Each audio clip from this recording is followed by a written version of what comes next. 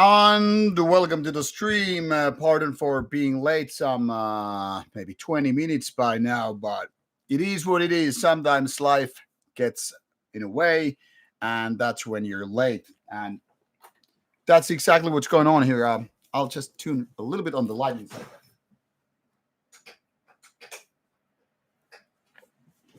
And there we have it. So, indeed, pardon once again for being a little bit late to the party.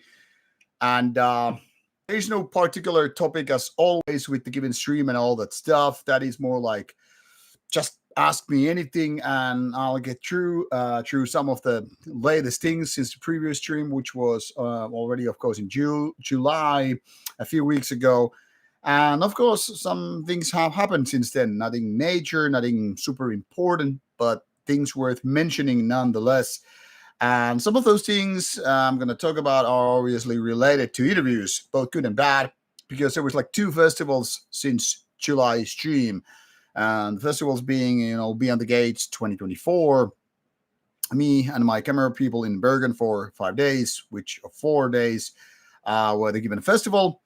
And then Helsinki Metal Festival 2024 as well last weekend. Just happened so nicely. It was actually my birthday on Friday when Dayside plays and Terrorizer. You really can't get much better birthday present or birthday day of celebration than being at the festival with like-minded friends, with people surrounded, good friends and all that stuff, and enjoying good metal. Dayside for the second time for me, Terrorizer for the first time. So it was really, really a nice birthday to spend with friends.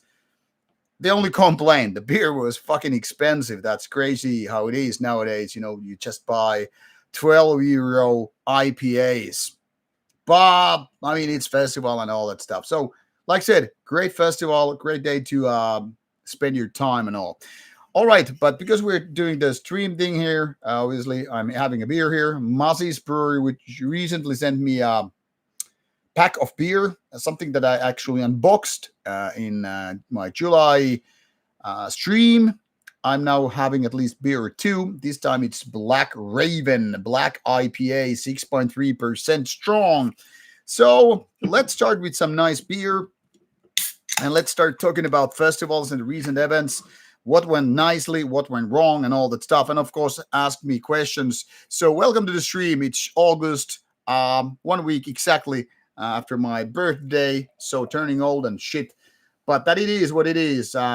No, Brandon, welcome to the stream. I'm not drinking wine. I'm not much of a wine person. I don't say no to wine, but I also don't spend my money on wine. I spend my money on quality whiskeys and quality beer. And this time it's Black IPA. As you can see, black, pitch black, dark shit here with some nice kind of a creamy frothing here. So all good here.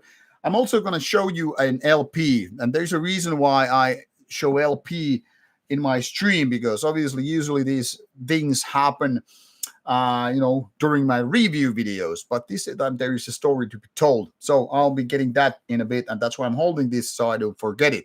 Anyway, people, if you have questions directed to me directly, just tag my name like already Mike the Psych or Brandon or John Jared Rocks are doing, because I get notified when you tag at Rauta. That's when I'm gonna get like a guaranteed answer to your questions and all. So yeah, a good thing about mentioning I don't drink water. Yes, I do drink a lot of water. Water is very, very important. But after water, the main thing I drink is coffee. And after coffee, it's going to be orange juice or beer. So kudos to you people who are here on the stream with me, asking questions, making comments, and all that stuff. I hope you have had a great summer so far. I hope you have seen interesting gigs, festivals, and whatnot, because summertime is always festival time. A couple of years ago, I showed you my surroundings on one of the summer streams. It's kind of a sad, kind of a bad. I forgot to do it this summer. I hope, however, to do at least some point of a, daytime, not daytime, but maybe evening time stream before it gets too dark. because it would be kind of a cool to show you my surroundings, but like now it's already past 10:30, and it's dark. Doesn't make sense to go outside. I should have done it in either June or July. Doing it in August or September, kind of too late, unless I really do it rather during the early hours. Brandon is making comments on when do you think Bruce from Iron Maiden will tire from touring? That is a really really good question. Now, obviously, when people get tired, too old for touring life and all that stuff is something that is very very unique in a given sense of people. Some are gonna say past 50, past 60, you're just gonna get rid of it.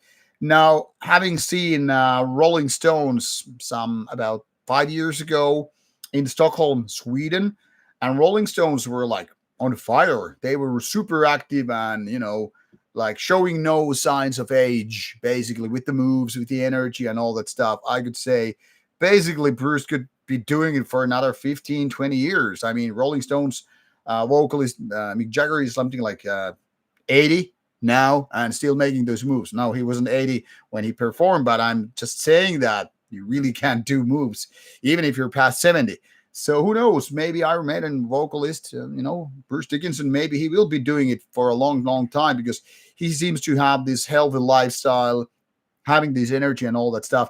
Now, my only complaint about Bruce Dickinson personally is that he's pitching too much to the audience for whatever reason it is. Sometimes about those flares, sometimes about someone smoking weed, sometimes about people doing this and that. So to me, it seems he's one of those old man yelling at cloud kind of a thing of the Simpsons series. Young people, you're smoking too much, you're drinking too much, you're doing this, you're doing that. Stop doing it. And getting angry at the audience is like, hey, they are paying your paycheck. They're buying their merchandise, they're buying tickets, they're coming for you, hooray, and all that stuff. And if you start bitching like an old goddamn retirement home people, maybe it's indeed time to quit, you goddamn millionaire. But anything else, Bruce Dickinson and all that stuff, you will get some advertising due to YouTube in a couple of seconds, so I'll take a sip of beer meanwhile.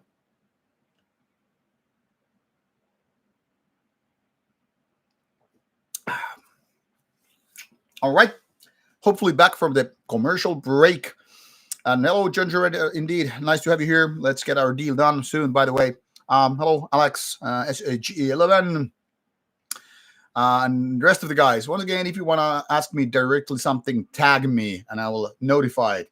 If you want to help Rauta's cause, I will always give you the donation link. I'm not saying you should do it. I just said it. It's kind of a, helping us out. So in case you want to do something in that sense, I'll let you help us. And if not, well, it's fine indeed. This is the link you can use to donate PayPal money, or if you want to support more on the long side of thing, you can always support Rauta by becoming a patron. Things. Don't worry about it. These are just helping us to get interviews done. And this is something I want to talk to you about a little bit later. And yes, this Manhunt 2 shirt is old as fuck. Me working in the gaming industry, that's how I got these fine shirts. Actually, this is a nice back print on the shirt. Patient. There was actually a white Manhunt shirt too. I don't know if I still have it. And that is like saying like it wasn't doctor, but basically like the crew, taking care of the patients. This is the patient shirt, like when you're wacko and all that shit. What else? 11 is asking how I see in the movie Heavy Trip. No, but I do know the movie, and I know there is a sequel coming up. I'm not a big fan of comedy, but some people have been saying that I really should see the movie, that it's supposed to be fun and all. So I don't know.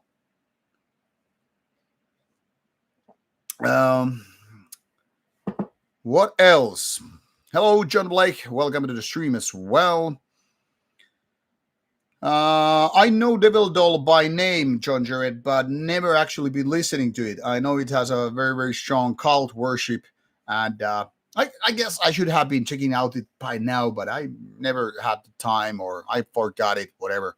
So many reasons when you're doing a lot of reviews, everybody's just sending your CDs all the time. I'm like almost getting under 100 in my queue. And now suddenly I got like 8 more one day, another, I think, 6 yesterday. So now I'm back to some 111, 115 or so with the review copies and all. I don't complain. I always like to go to new releases. And when I'm at the gym, when I'm driving in my car, I'm always listening to something. So I'm always kind of stuck with new and old music. Currently doing Beherit discography run. You can already probably figure why I'm doing a Beherit full discography run. If you don't know, you can ask or you can just keep guessing. Hello, Northbound. Good evening to you as well. Here is some beer.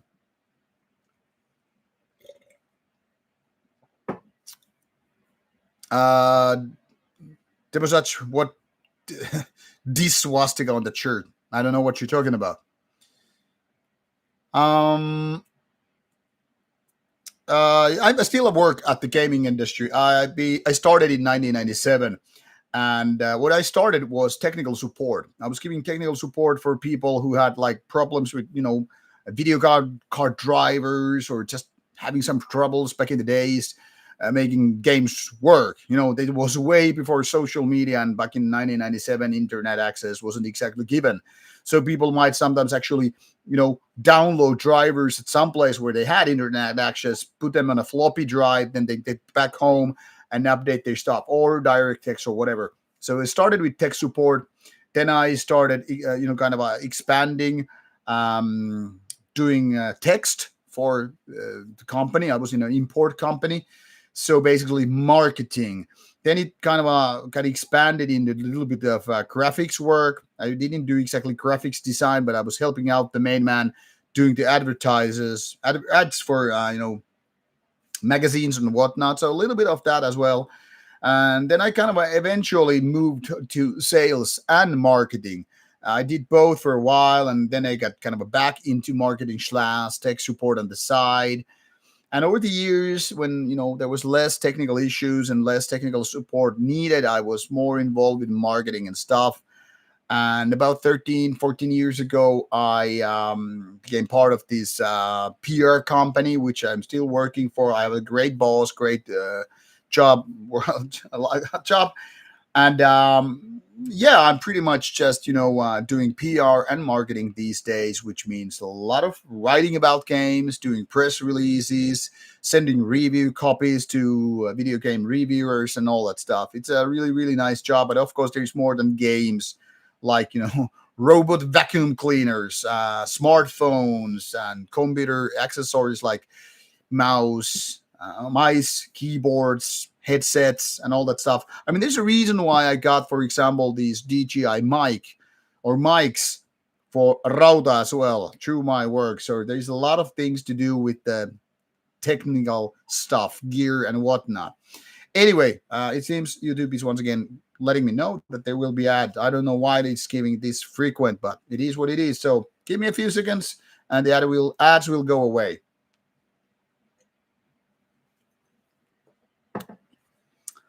And of course, I will be reading your comments and trying to reply. And once again, if you want to get a guaranteed reply, just tag Rauta before that stuff.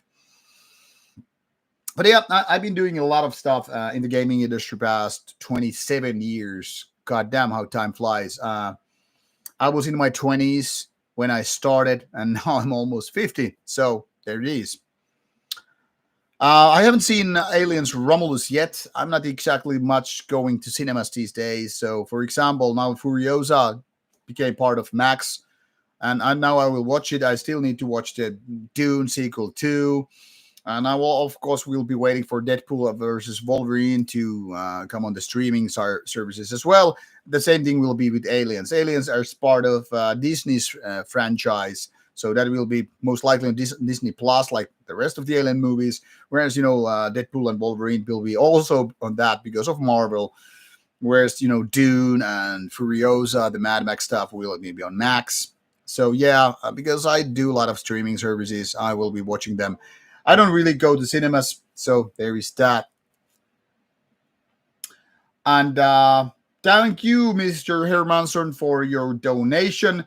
That's That's a big load of money. Thank you so much for your PayPal donation.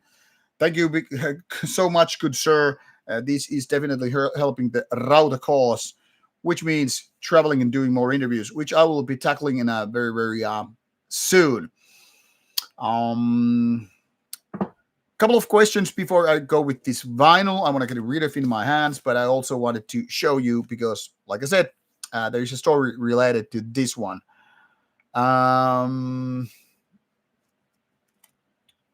Is Cobson a Gemido? I have no ideas what that means. Grain is asking, have I felt climate change affecting Finland? Yes, this summer has been particularly hot. Very fucking hot summer, and I think the climate change is definitely happening here, unfortunately so.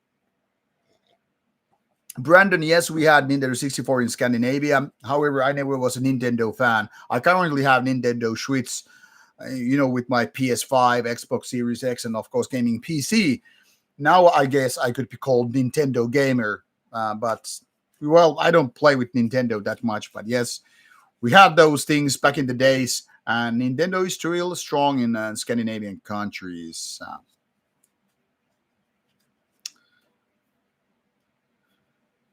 What is this question? Mr. Blas, where's my skinzine Beheimer drummer from Texas? Unfortunately, I don't remember that name by such.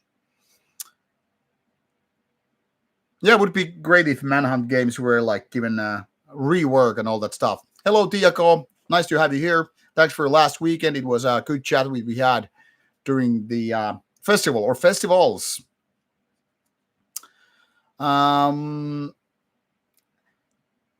Mike is asking how much water I drink per day.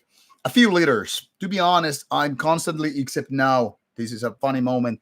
I do have a glass of water here. Let's just sip for the sake of it.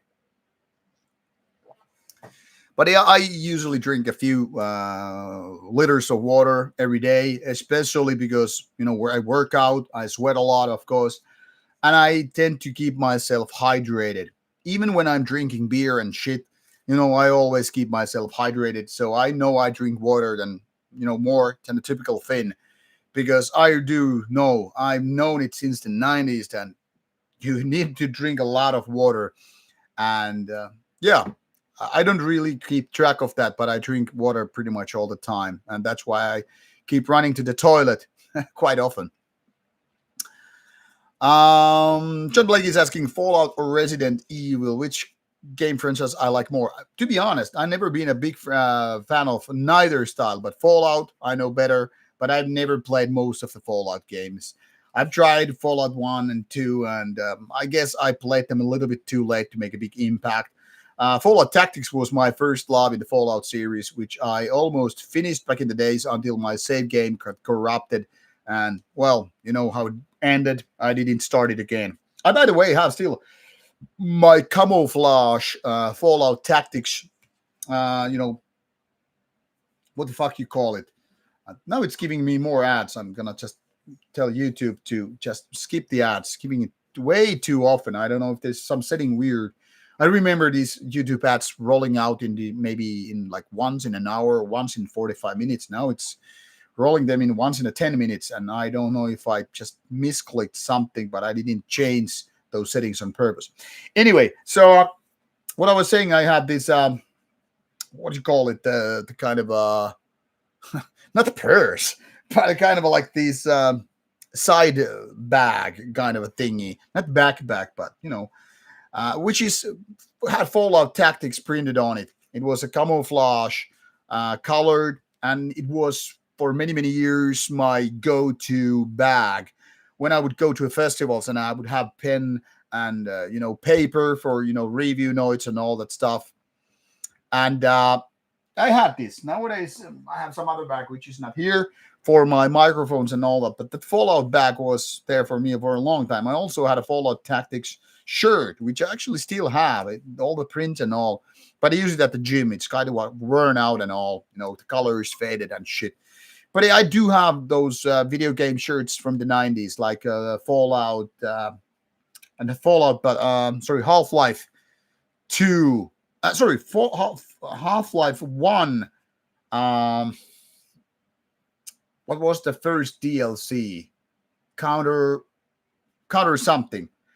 And yeah, I still have those shirts, and some of them really had so good print quality. They're like way better than some band shirts. So I still, use them at the gym and all.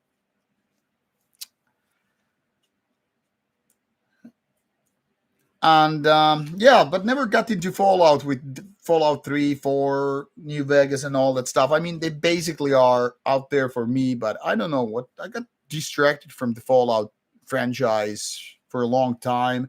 I mean, I like the world, the wasteland, and the role playing approach to the whole thing, but basically, I never played it too much for who knows what reason. I guess I just had too many games due to my work in the gaming industry. I mean, games were literally pouring in.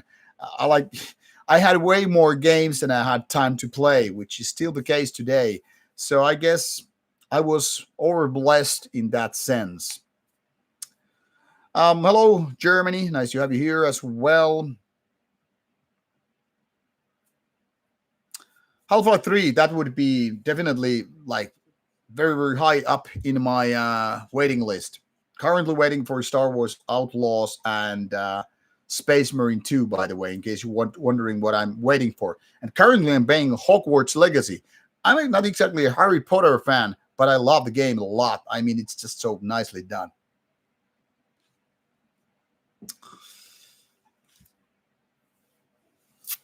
Yes, Network, thanks to you. I mean, I hope Half-Life 3 is finally coming, but nothing has been confirmed here.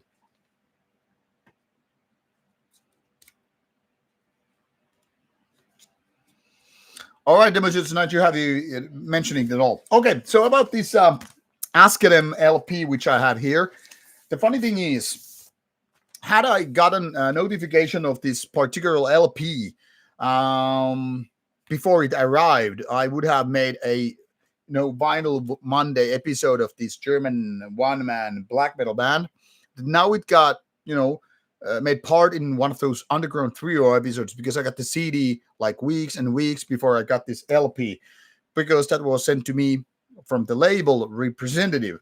Now, when I had already done the review and it was only like a couple of days before getting the review out, the actual band guy from Ask Them, who have been sending me for previous Ask Them releases, like since I don't know 3, 4, 5 years ago already, he mentioned he had sent me the new LP already for review, and I was, man, had I known. He also sent me CD, so I got like 2 CDs and 1 LP, and that's why I wanted to give him a little bit of extra, coverage here, because I knew I wasn't going to make a new, review out of the vinyl when I already had done the CD. But it was kind of a shame that I didn't know from the guy that there was a vinyl coming up.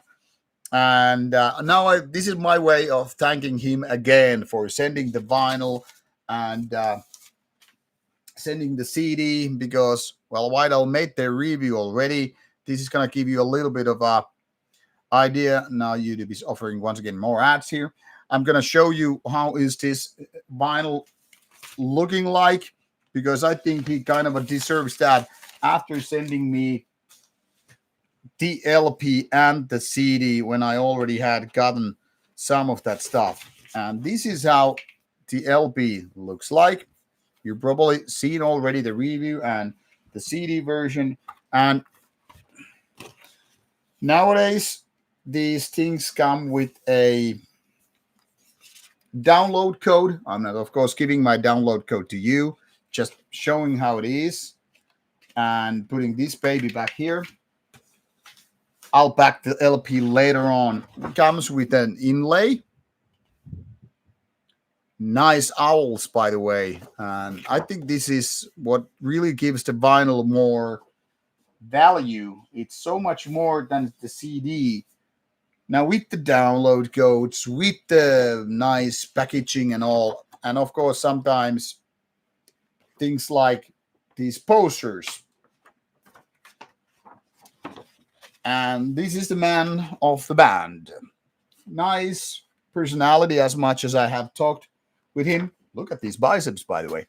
So, nice guy making interesting German one man black metal project.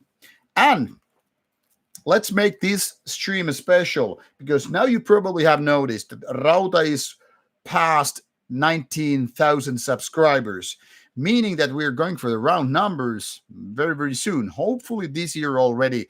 So, what I'm now going this is the how to say, this is way to express that kind of a, when you're going for something on our way to 20,000 subscribers. So as such, let's make a giveaway for today, this wrapped Ask Them CD just for this stream. So I will ask you something along this stream at some point. I'll actually have a good idea. When I'm done with the beer, and I'm now pouring some beer in my glass. So once this glass is done, I'm gonna do a giveaway, and then I'm gonna ask you something, and then you get the answer, and whoever gets the best answer so far, the first, will get the CD, and then mail me about the details, like the address and all that stuff. And I'm not gonna make a promise here because this depends on my memory. But if I will remember, there will be more giveaways for coming months until we hit that 20,000 subscriber marks on these streams. Because I have a plenty of unwrapped CDs here, which I have been saved. Sometimes these are extra copies. I have like something. Sometimes I just receive 2 copies for some unknown reason. Like label sends me one, band sends another one. I could sell these babies and make some money, which would be nice. But I've decided, since these are wrapped ones, that I'm going to actually give these as a giveaways. So let's start with this, our way to 20,000 subscribers, and make these giveaways real. So you have something more special than the typical stream. Not only you get to hear me talking nonsense and answering your questions, you also have a chance to win a CD. So let's make that count, right? All right. Back to your questions and all, and then I will be talking about interviews recently done and undone. Undone sounds so dramatic, but you get the point. So answer your questions, and then I will talk about recent interviews and recent festivals. Alex N is asking, what are my likes, dislikes, band-wise from the festival? Well, Alex, it depends whether we are talking about Beyond the Gate or Helsinki Metal Festival or other festivals might be. I really don't have dislikes that much. I mean, there are few bands that I actually dislike. More so, a lot of bands are in the neutral zone, which means I don't really like them or dislike them, but I don't also pay particular attention to that. And Netred is asking, is this a good one-man BM project? I would say it depends. Not exactly my favorite. I mean, most one-man projects of any given style are not as good as full band ones, but there are exceptions to that rule.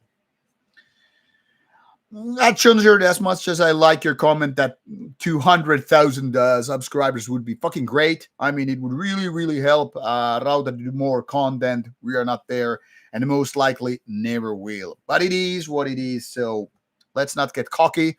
I'm very, very fucking thankful these 19,000 subscribers who you are a big part of. I mean, when I started, there was a 0 subscriber. Suddenly there was a few hundred. And I was like, okay, we're doing something right. We're getting some few hundred subscribers following the interviews and whatever. And then there were some thousands. And I was like, okay, cool. This is growing. And it's nice to be recognized on some level. Nowadays, with 19,000, it feels like surreal, to be honest. I wouldn't call myself blessed because it sounds just so dumb word for like religious people only, but I feel truly appreciated. Don't get me wrong. 19,000 subscribers sounds like I really didn't see that coming. Why? Because first and foremost, I know I work in metal music. It's not really that big of a deal.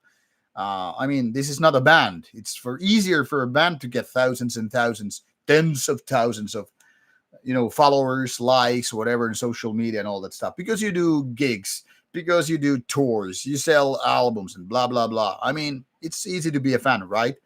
I don't see Rauta as something that you should be a fan of. I'm just one guy talking about metal and interviewing some bands. So having a lot of people subscribing to the channel feels really, really fantastic. To be honest, it feels surreal because I feel like maybe with the content I'm doing, I mean, I would imagine myself maybe it attracts a few hundred people, maybe 1,000. I don't know, because I know at the same time this is very, very marginal. Even if some of these bands have hundreds of thousands of followers, like Satyricon, like Satanic Warmaster, etc. So it feels very fucking bizarre, crazy, absurd, and also in a good way. All that when I get these subscribers and people following the channel, watching those interviews and whatnot, I really fucking love it. But it's not getting into my head. Like, I'm not gonna be the cocky asshole just because people like it. I'm really thankful for that. And so I want to say my gratitude. Thank you, people, for following the channel and becoming part of the stream. Now some ads.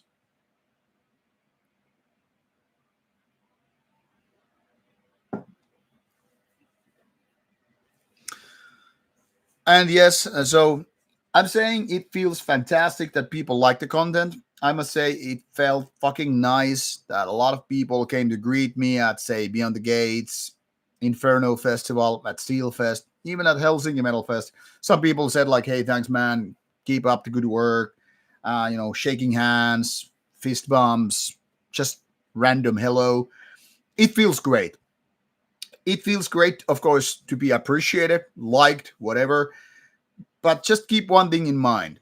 We are just normal metalheads. Normal, I mean, we might be fucked up in the head, but I mean, we are nobodies. So let's not get into that fucking rock star mentality here.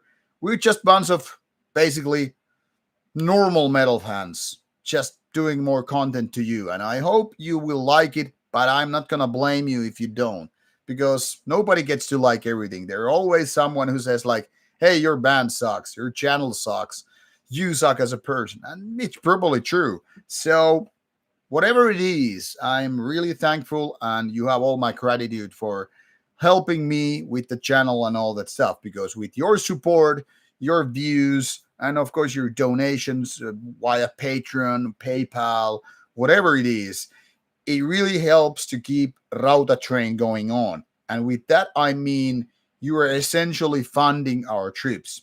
And for this is a great excuse to talk about those interviews done at Beyond the Gates.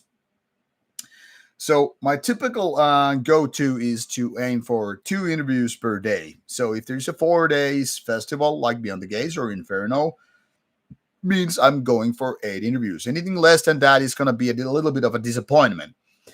And disappointment it was in the sense that, excuse me, we did 7 interviews. So 7 out of 8. Not bad, but not exactly what I hoped for. But it was also a positive surprise because at some point it seemed like we're not going to get more than 5 or 6. But then there were some labels like Dark Essence helping me with get Bloodhem done, and some personal contacts that get me help something done when some bands got just, delayed, postponed, or whatever. For example, Treldom interview with Gal was supposed to happen with Gal, but that just overlapped with Enslaved one.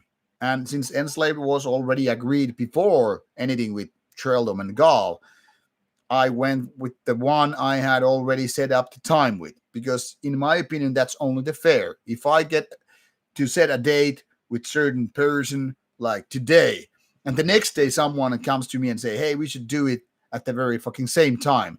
Now who I'm gonna go with the one I have never interviewed and who might be very, very different and serving new audience, or the one I get to sort out the date and time and place before that?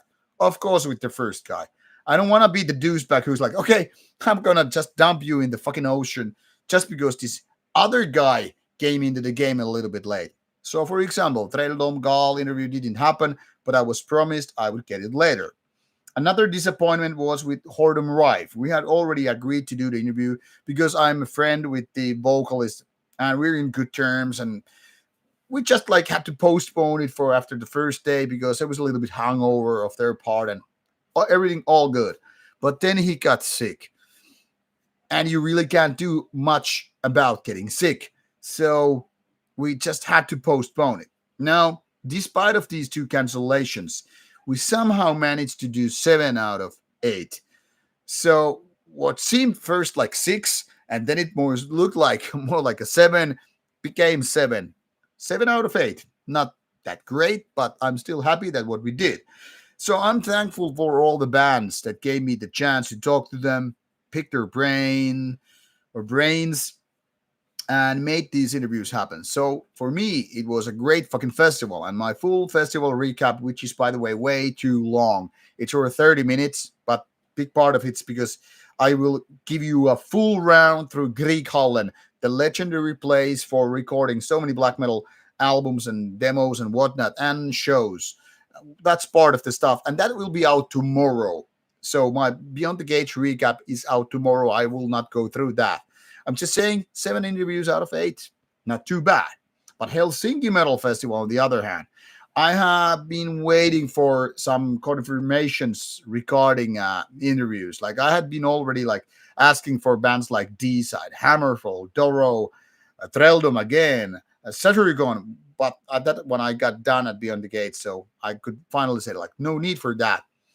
And nothing was confirmed except like Doro, too busy, Hammerfall, too fucking busy, D Side, probably unlikely, unable to do any of those interviews because of tight schedule. They're coming to Finland, playing the show, and getting the fuck out of here. I'm like, okay, fucking, I get it. Treldom, the same fucking thing. Didn't happen. So I was like, so what I'm actually going to get? Well, I was promised like 2 bands, and one wasn't even something that I asked for, but I kind of a promised to do it if I have the time. Insomnium. But that didn't happen because there was a little bit communication error, and I'm pretty sure I didn't get the time promised in advance. So whatever it is, but I'm blaming it on myself. So it didn't happen because of myself. But Terrorizer, that was already like agreed that there would be either David Vincent, who is playing bass for Terrorizer, you know, the famous vocalist, bass player for Morbid Angel, the vocalist of Ultimas. I was supposed to get either him or Mr. Commando, Pete Sandoval, the drummer of Terrorizer and ex Morbid Angel. And they're like, I don't give a fuck if I get Commando or David Vincent. Both would be fucking like idol level thing. And I would get to talk to them about Terrorizer, Morbid Angel, whatever, coming from the 80s, legendary people. I was like, fucking A, if I get one interview out of fucking Helsinki Metal Festival, if it's gonna be D-Side or Terrorizer, I'm like, fucking, I don't give a shit if anything else doesn't happen. But unfortunately for me, they also canceled, and I was given the excuse time fuck ups, schedules. And I get it. Sometimes band comes to a festival like this. You're gonna play on Friday, say evening, and you get there in like Friday afternoon. You unpack your shit, get your guitars and whatever ready. You play the show. Then you just get the showers and blah blah blah done. Load your shit, and then somebody's already taking you back to the airport. You might not even have a fucking layover. I mean, like having a day at the or night at the hotel, but you're already being taken to a next place. So I get it. It's not easy for touring bands. But from my perspective, coming from a fucking channel or media who was trying to, make the schedule work, not only with me, but my cameraman also, because I'm like, okay, we have this interview in like 2 hours. Prepare yourself, get your camera ready. I have my mics, I'm carrying them around the same way my cameraman is carrying his big, heavy bag filled with cameras and shit. And then we're like, no, it's not happening. Imagine my feeling like, waiting and waiting and waiting, and you're not exactly drinking beer either because you want to be kind of a sober when you're getting interviews. And look, fuck this shit. Luckily for me, it was my birthday on Helsinki Metal Festival Friday. So my plan B, my fallback plan essentially was like, okay, fuck it. I'm just gonna drink beer, have good time with my friends, enjoy the D-side show, terrorizer show, whatever, and not give a fuck if those, interviews get canceled. But this was the first worst case ever for me and Rauta. Not a single fucking interview during an entire festival. So color me fucking disappointment because it is what I was. I was disappointed with, the fucking nothing happening. Not a single interview on Friday or Saturday. So I was like, fuck it. We made some walking around of the festival, and there will be a recap and coverage of the whole event. And I will be asking some people questions during the festival, and something that you people have been hoping for me to do, showing the festival premises, the venue, the stages and shit, and talking to random people. I mean, some of you who watch these festival recaps, festival reviews, some of you have been hoping for me to do what we did with, say, Tuska Festival in 2019. That is showing you around how the festival looks like, how the premises, how the venues, how are the audience, what do they expect, what do they like, and blah, blah, blah. So we get nice coverage of that. But like I said, not a single fucking interview. So biggest disappointment for over 7 years during the time we have run a Rauta channel. So disappointed, but at least we have 7 interviews out of Beyond the Gates, and Enslaved already yesterday came out. So we have 6 more. And of course, during September, October, what have you, there will be more interviews. But I was kind of hoping to land, say, 3 to 4 interviews during Helsinki Metal Festivals. But this is what you live and learn, doing channel stuff, which is very much kind of a dependent on interviews and PR people and bands doing their job. You hope that you land those interviews that are already agreed, and you hope to get them in advance, not on the day when the actual festival is happening, but more like at least week or two before it happens. So you have the schedule laid out for you, and you know that there's something coming out, and you can give people like those short videos, like those teasers, which I have been doing now for, I don't know, a couple of years, I guess. So yeah, a long explanation how I was disappointed in that sense. I don't blame the actual festival on it because it's not their fault. I don't even blame the PR people for not making it happen because it's not their fault either. But I'm saying a lot of things could have been done better, partially because of the PR people, but especially because of the bands. And I guess I should have been able to, I don't know, pull it off some way or another. But it is what it is. And now you know what is somehow stressful, somehow challenging doing Rauta and, of course, other media outlets as well. Sometimes things don't just happen like, hey, I have these 19,000 people on my channel. We should be worth fucking something and make those interviews happen. And the bands are like, we don't give a fuck. We drink beer. We play show. Go fuck with your media. We don't give a damn. All right. Some advertisers coming and happening in a few seconds. I'm going to have a sip of beer and let's get this giveaway soon done.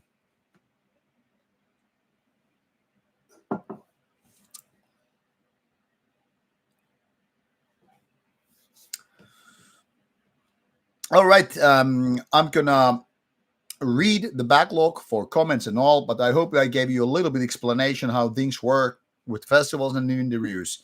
So while your money helps us to go places, it never is going to be a guaranteed that we make those interviews, because as much as I want to get that stuff done, it doesn't help if I am not the one who is making it happen. And I give you this weird fucking analog.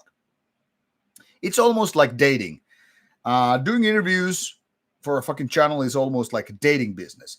You go out there as a guy and you have your eyes laid on a girl, beautiful woman and whatever. You have your interest. Like, hey, I'm going to ask that beautiful, intelligent, smart, nice girl out. And the girl is saying like, nope, you're not on my level, or I'm taken, or I'm too fucking busy, or whatever. The analog being the woman here is the band. And they're like, okay, I have another go. There is this plan B. I'm going to ask this another lady or another band. And I'm like, hey, you lady out there, you look fine and you seem smart and fun and good looking. You're single, I'm single. Maybe we should do something fun. I'm going to ask you out. How about it? Let's go for a walk, cinema, whatever. And the lady is like, sorry, nope. I got better fish to catch. I'm way out of your league. I'm bigger than your fucking channel. Oh, sorry, you as a person. So basically, they tell you, fuck off. Come back when I'm old and wrinkly and all that stuff. Maybe then I have the time for you. Then you have your plan C, etc., etc. So setting up interviews, something like Rauta, is almost like asking those A-class girls out. And you're going to be handed a lot of B-class instead. Why? Because the A-class are looking for the bigger fish, the mainstream media, the bigger metal media. Rauta falls somewhere in the, not exactly underground anymore, maybe, but not the big fish. I mean, we're not blabbermouth. We're not metal fucking injection. We're not any of those big ass metal media. And it's fine for me. But I also realize we are fighting for the fucking same things for a lot of other media. But it is what it is. And I'm like, hey, I don't give a fuck. I mean, I do, but in a way I don't. So if I don't get, say, Behemoth for interview, I asked, politely declined. Or if I asked for this or that, like at Beyond the Gates, I wanted to do Venom, never replied. I wanted to do Behemoth. I was said, they don't do interviews during the shut, blah, blah, blah. I'm like, okay, I understand. Bands like Behemoth are way too big, way too busy, way too wanted. So they can just say, fuck off your media, fuck off your channel. We don't give a fuck. We don't need a channel with, say, 19,000 subscribers. What they need is a channel of maybe 190,000. My point here is they can select their media partners, if you will. So I get it. Or maybe I'm just too annoying an interviewer and they can say, oh, that guy is going to ask me way too annoying questions. Like just today, a friend of mine from Norway sent me the link of some new Behemoth merchandise showing different kind of people having, Behemoth jogging suits and like just telling me maybe this is why they are not doing interviews with you. They are way too Netflix for you. Netflix black metal. Kind of pointing out they have their jogging suits. They have their million followers already. So why the fuck would they care about some channel with 19,000 subscribers? I mean, it's a fair fucking point. If you're already at this level with your extreme metal game, why would you care for something that is here?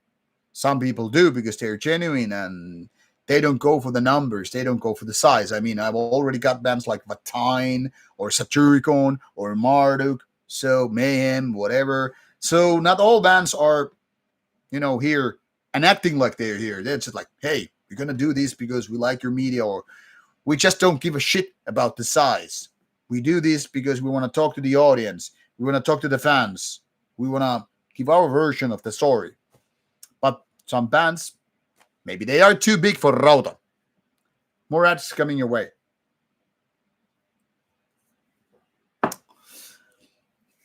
So my point is not to, slander bands like Behemoth or Venom or whatever. But sometimes it would be kind of a cool to get a fucking reply. I don't know why the fucking YouTube is doing so many ads here. I have been canceling like half the ads here in case you're wondering. I just let some advertisements done. And a fucking minute later, it was like giving another batch. Maybe there's something wrong with my settings or whatever. I'm going to fix it for the next stream. Anyhow. So I'm a bitching because, it feels like a little bit silly that some bands are just too big. But I get it. With this level, you just get so many requests. I mean, their level, not mine. But it's also fun. And then again, I also like to talk to smaller bands because, well, they might have something more to tell rather than the big ones. But then again, the funny thing is, as much metal people say, we're in for the underground, we're for the smaller bands, we're for the cult bands, we're for shit. When you look at the numbers, big bands, smaller bands, you know how it is. Audience, most of it.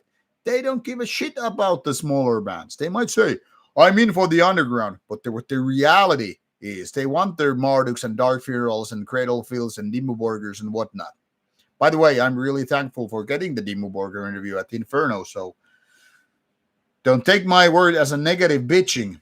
Like I said, I want to talk to the big bands and the small bands. If I had all the time and possibility in the world, I would interview every fucking metal band in the world. But we are not there ever. Just too many bands and way too little time. But my point here is, for me, it doesn't matter if you're one like a small demo band. If you have something smart to say, let's fucking do it. But unfortunately, we don't have the time. We don't have the luxury of being everywhere at once and, doing all the bands. So we have to be really picky because, like I said, I couldn't do, say, 10 interviews a day or even 5 interviews a day. It's just too taxing, taking too much time, too much energy, and all that shit. So 2 interviews per day is doable, maybe 3, maxing out around 4, I guess.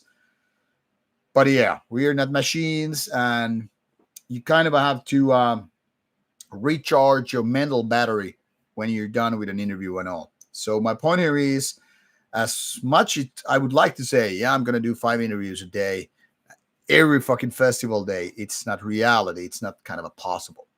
Anyhow, I've been talking way too much and not answering your questions, so I'm gonna do it right now, reading the back scroll, and then I'm supposed to finish this first can of beer and do the giveaway. So I'm gonna read these comments, answer them, finish the beer, and do the giveaway. Okay, so stay tuned. All right. Yeah, Xastur, by the way, Ginger, I don't consider it a very good one-man band. Natural, I wouldn't call 200k subs mainstream, even in metal terms. To be honest, I mean, it doesn't matter in the end. And to by what it's worth, 200Ks is not even close to mainstream. I mean, if you take a look at band following numbers, 200,000 followers is something like Horna level. So not exactly mainstream. They had something like 100,000, whatever, on Facebook followers. Rauta has like 5,000. Satyricon or something is like 600,000. Only bands like Behemoth, Cradlefield, and Dimmu Borgir have more than 1 million. So 200,000 is not exactly mainstream, not even a fucking close. Mike the Psych, yeah, the Hest interviews, the talker ones, yeah, man, that is something that people find a router for. And I'm really thankful for Hest for, sharing his time and all that with me. Great, great dude. We met so many times, became friends over the interviews and all that stuff. Just met him in Bergen a couple of weeks ago.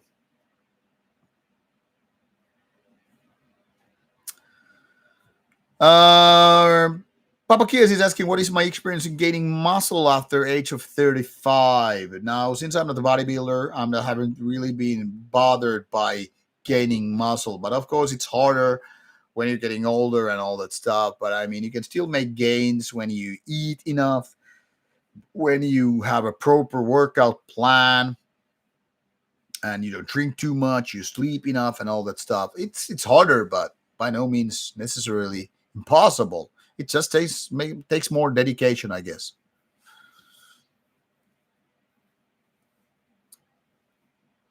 And the natural, I'm not really willing to put money on ads for Rauta. I let Rauta grow organic. If it doesn't grow, it's okay. I'm really fucking happy with these 19K.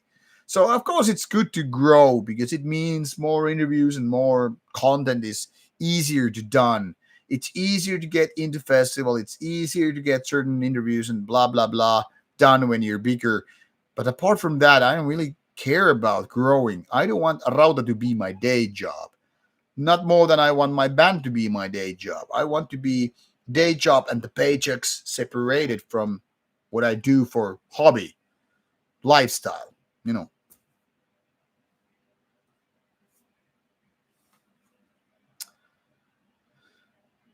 Um, what else? What else? Blood interview. I don't think Blood is active these days. Naturally, I also think that the enslaved interview is more entertaining and engaging than Gall interview. Personally, I love enslaved, and I think Ivar Björnsson from enslaved is such a great and humble character. But let's also admit the fact this is my second enslaved interview, as opposed to first Gall or Threldom interview. So there's the difference.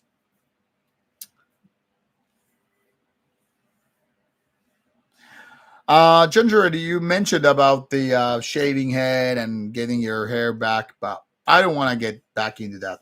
My hair is probably way too thin, and I'm got just kind of too fucking used to having this bald look by now. I mean, oh, by the way, there were some ads. Sorry, I didn't notice.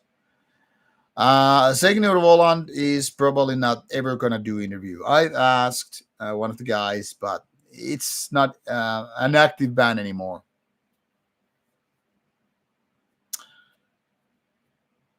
Yeah, Gorton's sounds interview. By the way, I met Gorton's family members at Beyond the Gates. Like Gorton's sister was right there, and the tribute show they did for Bathory was fucking fantastic.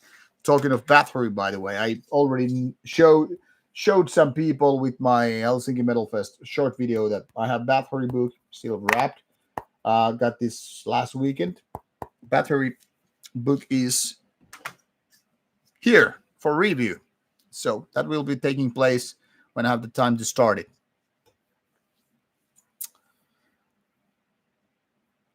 Not that you were asked about Beyond the Gates, but like I said, the full recap video will be later on. 11 is asking, do I like any grindcore bands? I'm not a big fan of grindcore, but there are bands from grindcore scene which are better, but not really my cup of tea big time.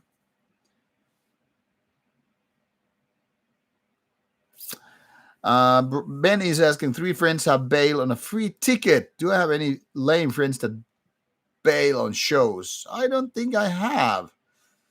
I think people who I been giving tickets or whatever, putting name on the list, usually show up. Thank you, Netrate, for belated greetings. So thank you so much. Yes, Benji. After 30s or whatever, people start dropping off like flies. People just die. That's a reality. Chunchere Rocks, being 49 feels like being 40 or 35. I mean, I don't get to complain. I'm in a good shape and I work out. I get to drink beer and hang out with cool people. So, yeah, no problem. Metal Voice, I haven't been listening to the new Horna song. I just got the full digital promo copy, so I will be listening to it maybe next week. But I also requested it for review, so let's see how it goes. I don't really listen to single songs. I find them boring. So, for example, I still haven't listened to the latest Burzum songs, which have been online for a while because there's no full album. So, I'll wait. And Nature, yeah, I would have totally loved a Behemoth interview for a few reasons. First of all, Nurgle is an interesting character. He might be very, very fucking controversial, but that's what I love. I love controversial people. And of course, I love they're big. How on earth a band like Behemoth can be the biggest black metal act on earth? That's one thing to wonder about. And of course, they made some fucking interesting and good albums back in the days. So, of course, Behemoth interview would have been fucking great. But like I said, didn't happen and never know if that ever will be happening. So, there's that. Hello, Barbarian Blood. Welcome to the stream.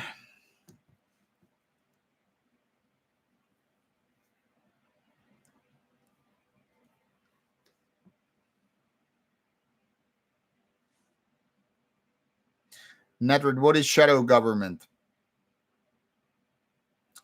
Robert is asking what are my favorite interviews I've done this year so far. To be honest, this year has been quite good in terms of interviews. In a way, of course, getting blasphemy interview was highly interesting. But for me, I guess the highlight is so far Dirham's card, Diocletian. Then again, it was really, really cool to talk to Frost of Satyricon and finally get it done. And of course, I was happy to make a new Au Noir interview because the first one was a disappointment. This was over 6 years ago. So, yeah, I would say those are the highlights. But if I had to pick just one interview throughout the year, the orchestra, by the way, is definitely something people should be checking out. You understand why when you see it. But maybe Dirham Scarred, the orchestra, and Diocletian are the favorite ones for me this year.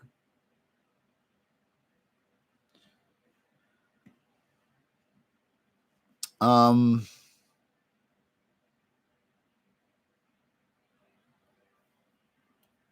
yes, Tia, I really agree that it's lame for bands that they don't answer if they're not going to do interview. That happened with Venom. I asked them like 2 or 3 times that are you able, or are you interested in doing an interview, and I never get an answer.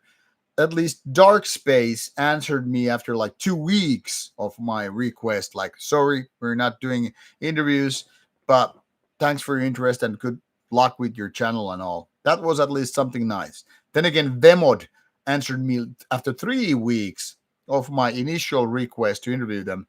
And he said yes. And he was a really, really polite and nice person. So I'm really happy that we got that interview done. So being polite and nice goes a long way, even if we're talking about extreme fucking metal scene.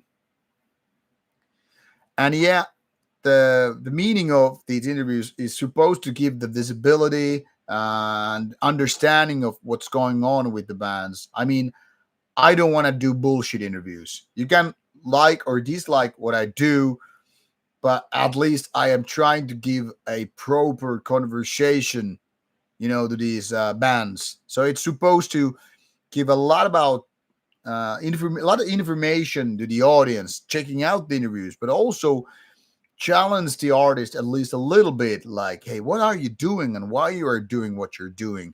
So it's supposed to be rewarding experience, not only for the audience, not only for myself, but also the band member. And for example, when I met Eric of Watain at Beyond the Gates, and I went to greet him like, hey, thank you for the good show, and nice to talk to you, and thank you for giving me the chance to do the interview last year. I could really see, like, when I like went to him and say hello, and he was like clear, like lit up eyes, like, man, nice to see you too.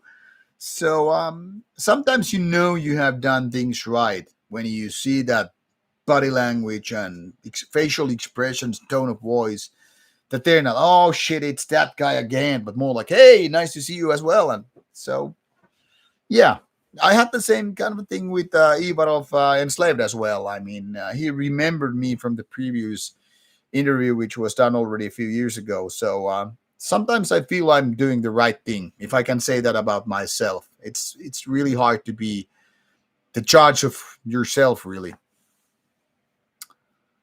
But yeah, it's a symbiosis, like Tia said.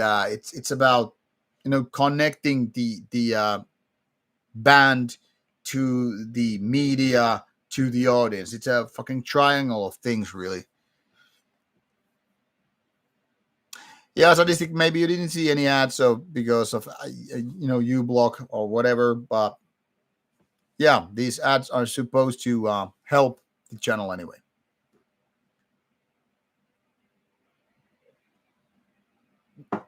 To be honest, Brandon, I haven't been following Neurosis, so I don't know anything to say about him being abusive towards his wife and children. What can I say? People are assholes.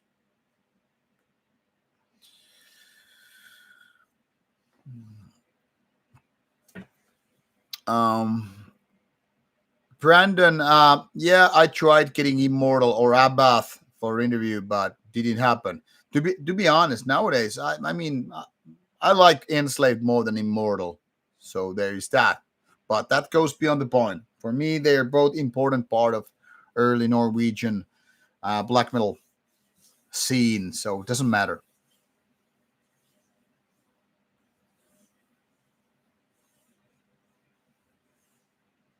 Yeah, naturally, I think from Hades to Valhalla, that's it's a good title because it kind of describes to from the black metal star to the Viking metal era. Brandon, I did review Lords of Chaos movie already when it hit Netflix a few years ago. That was actually surprisingly hot review. I mean, in terms that people were actually watching the review. Some, of course, didn't like my take at all, but that's part of the charm here, really. And of course, Wark didn't say, and Wark called it bullshit because Wark has been saying that he wasn't really the bad guy. He has been taking pride, murdering Euronymous. So I would say Wark is most likely full of bullshit himself.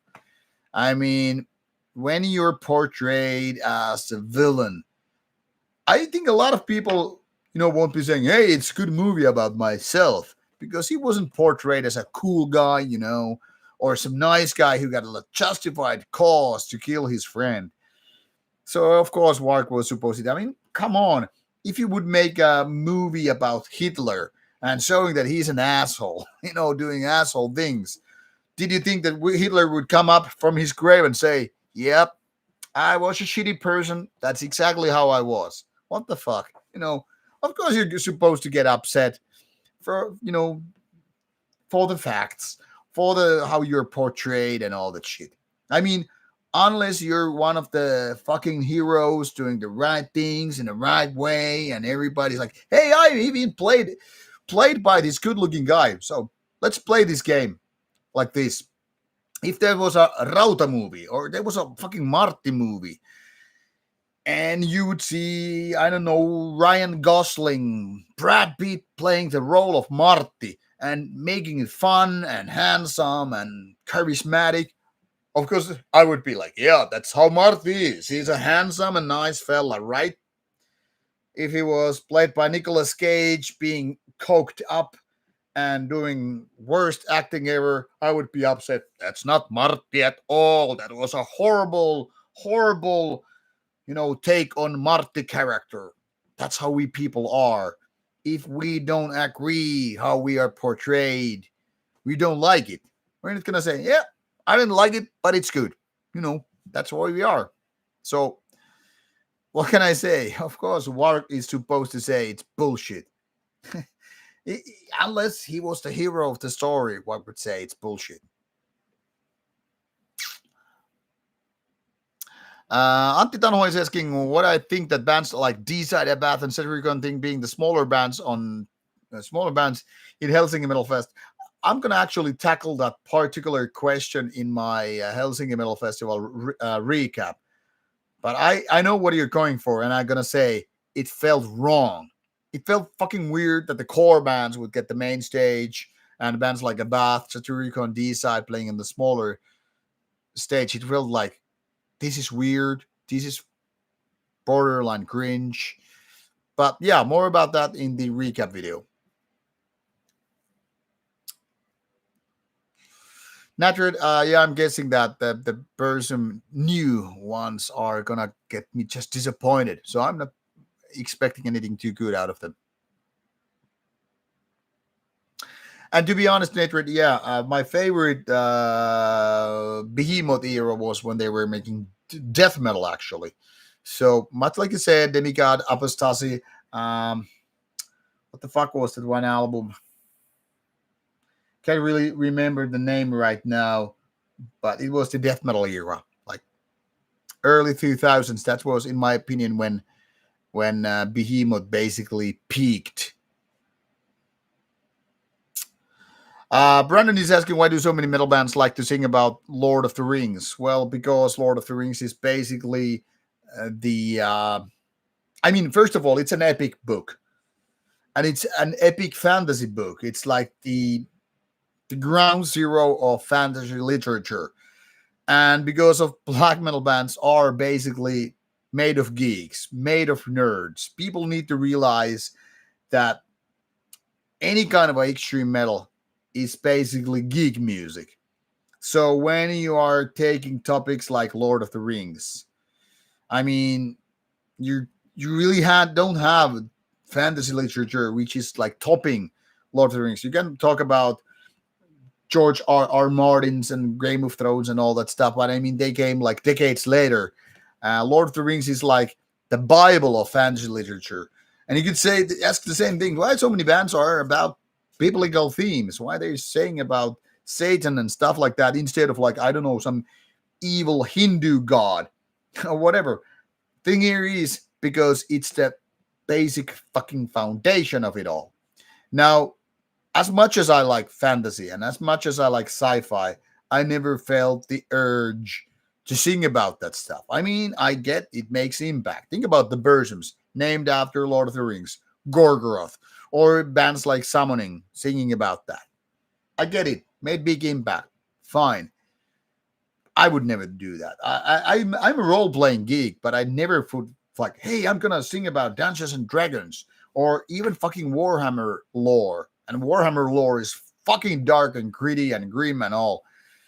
It would just feel weird to sing about fantasy books when you're doing music. That's just me.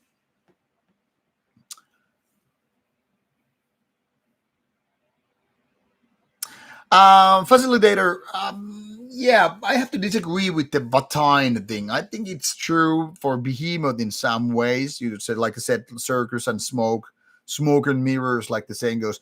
But Vatine lives are, in my opinion, very, very intense. And I think if you saw my Vatine interview last year, I mean, either Eric is a fucking world class actor, faking the role. But I think he's a person to be taken seriously. That's how I feel anyway. Having met the person in question a couple of times, like this, face to face and all, I think he's a real deal. Something that I can't say about many people. But maybe it's smoke and mirrors in so many ways for a lot of people. I can't say, I mean, I'm not gonna judge you. If that's your experience, how you feel about the bands, okay, fine with me. It's your take and your experience and all. But I feel Vatine guys are the real deal. I've also met Pelle from Vatine, and I didn't feel like he's a fake or anything like that. But that's just my take.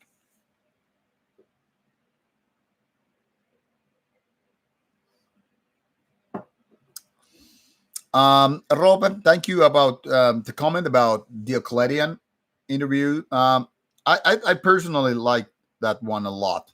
I think he's a smart man and he made some really, really interesting points about this and that.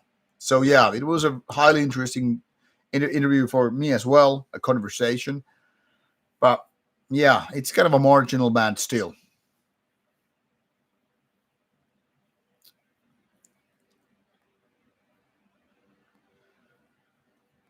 Brendan, I've seen Dark Tranquility live already in around 98, 97, something like that, when they were on Osmos.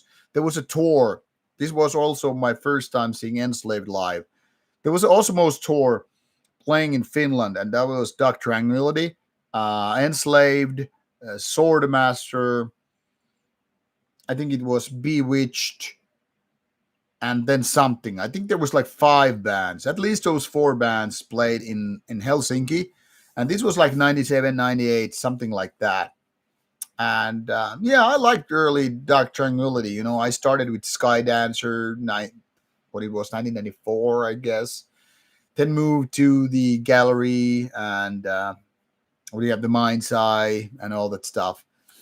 That was the era when I really, really liked that kind of stuff. But I mean, Dr. Angle started changing, and I was going for harder, harsher, more grim music, more black metal, more death metal and stuff. Whereas Dr. Tranquility kind of got softer over the years. But I was happy to see it back in the days. Now I haven't seen Dr. Tranquility ever in 2000s, as far as I can remember.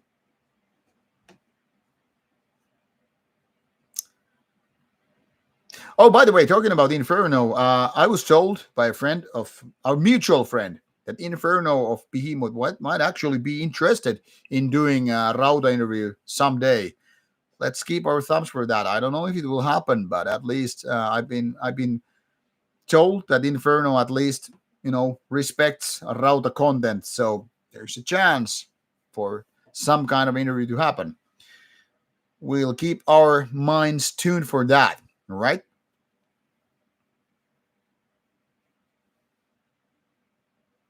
Hello, Southern. Nice meeting you as well. Would be great if I got to play in Mexico too with Nightside. I would fucking love it. Would be great to come to Latin America. If I got to choose, that would be the place I want to go. Definitely.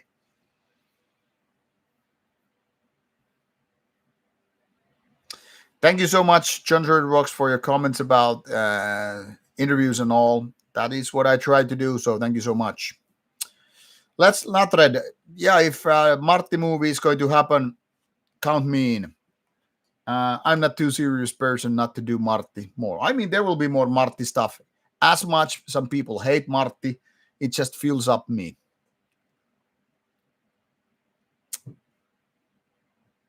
That's pretty interesting about Nicolas Cage, by the way, Lucas. Hello, Leif. How are you, man?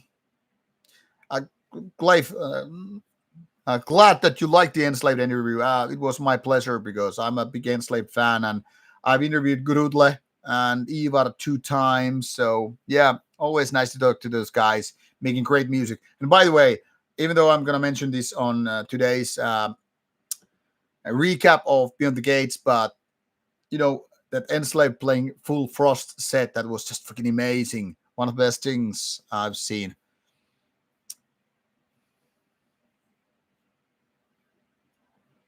Yeah, I think you're exactly right about the core bands being on Helsinki Metal Festival as stage one. They were probably expecting a lot of the more mainstream core audience to, become big rather than people doing Satyricons and D-side and all that stuff. But I think they miscalculated it all.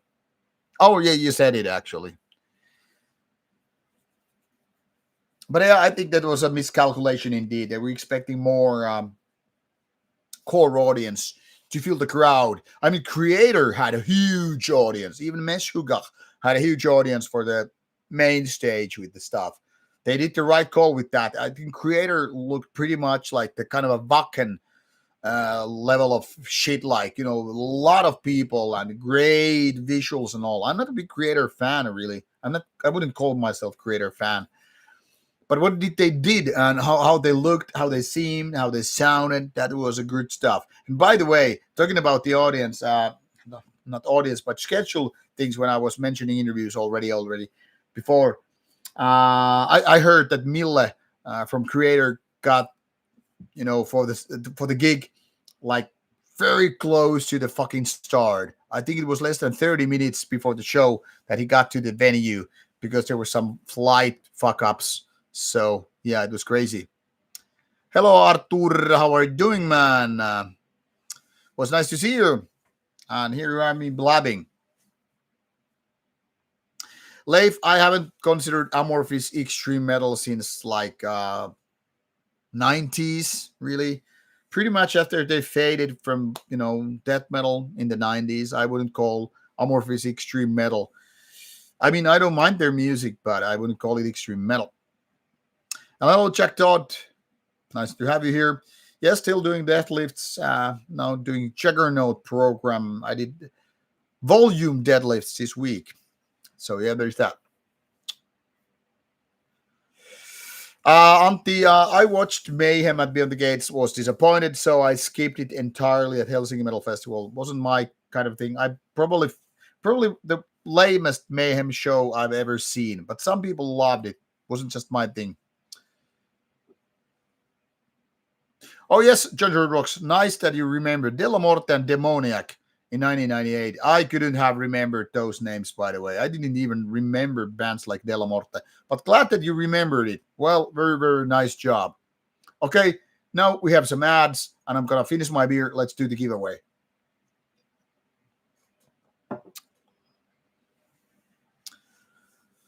About the new Baratrum album, Örri Mörri. I have the full album downloaded. The promo, haven't listened to it yet, but we'll soon do that. I have also the new Horna digital promo. I will listen to it. I haven't listened to the single song yet. I will be commending it soon. And I'm supposed to get at least the new Baratrum album for review and probably the new Horna one as well. All right, let's go with the Ask Them giveaway, which I promised you to do. So, the first who got this right answer closest wins. And you don't have to have the exact precise answer, but close enough and you'll get it. So, the winner for this giveaway, 3, 2, 1, go. How many subscribers Rauta has at the moment? The one who gives me the closest answer wins this one being shipped to the home address.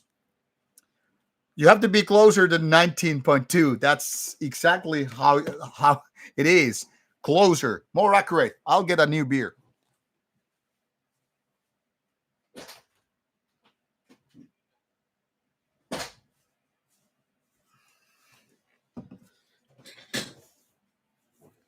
Some good answers right there. I think Johnson is really fucking close. Lex is not even close. Lex, we were 5,000 years ago.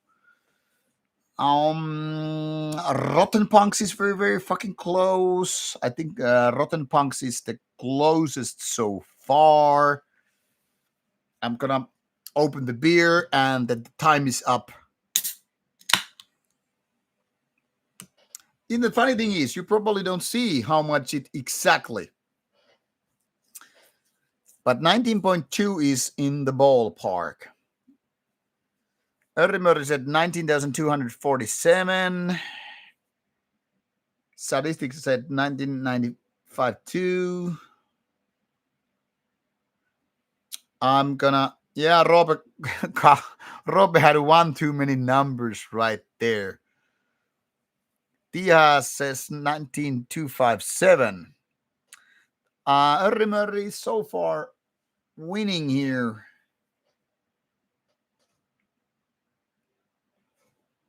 Okay, guys, I'm pouring the beer in. Make your final guesses.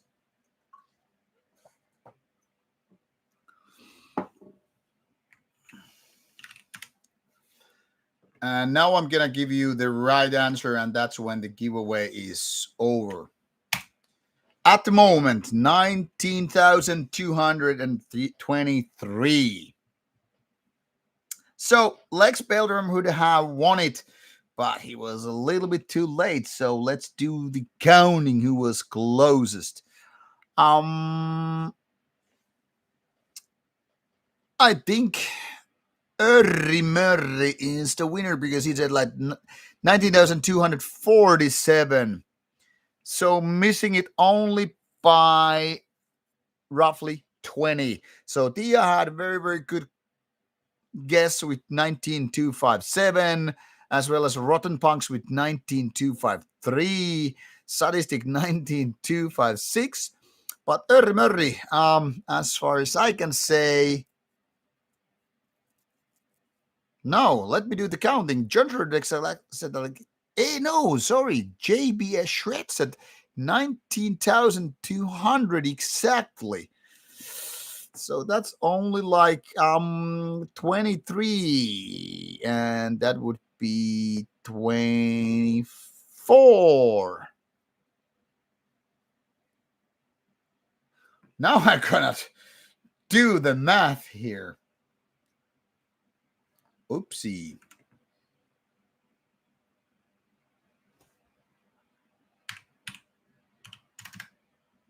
Let's see which one is actually closer.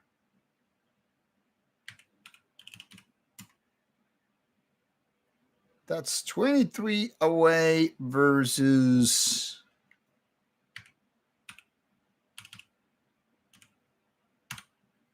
what did Örrimöri say? Man, sorry, Örrimöri, you missed it by one versus what John Sered Rock said. Sorry, mate. Was a very fucking close call. So John Sered rocks this time. But Örrimöri, since you were so close, I'm gonna send you something else. You're gonna get this MCD. Like I said, I have a bunch of these giveaway CDs for coming episodes. I have like 4 more here and these two. So Örrimöri and John Jared. Well, John Jared's address I already have. He's actually a patron supporter, so he will get the Ask Them one, winning this giveaway. But because Örrimöri was only one less, he will get this Poltergeist CD. So Örrimöri, email me your details here. And right there it is. Math with the Rauta. So that exactly it is. 19,223. So if it had been like one more subscriber during the contest, well, Örrimöri would have been winning here. So when the difference is just like by one, you know how it is. But thank you for people participating in this giveaway. Like I said, the next stream we will have another giveaway, and the next after that, until at least we have the 20,000 subscribers done. I can promise you people anything, but I'm planning to do something special for 20,000 subscribers when we get that far. When is a question I don't have the answer for.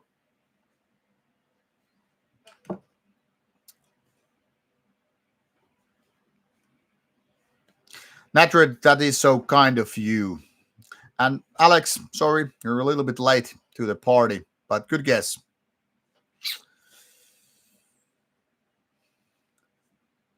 Oh, Jacob from Quine. Oh, nice to have you, GBS. Actually, I was supposed to send you email about the vocals. Sorry, I've been late for the vocal parts. Jacob, did you already get the trash vocalist you were looking for? And now we are having a little bit more Mussy Spears, like I mentioned in my previous stream. And when we started today's stream, Mussy's Brewery is unofficially sponsoring, or more like supporting Rauta here with their beers. They sent me a box of different beers for me to taste, and I'm going to review some of their band beers later on. This is Misty Falls Hops New England IPA. So unfiltered NAPA.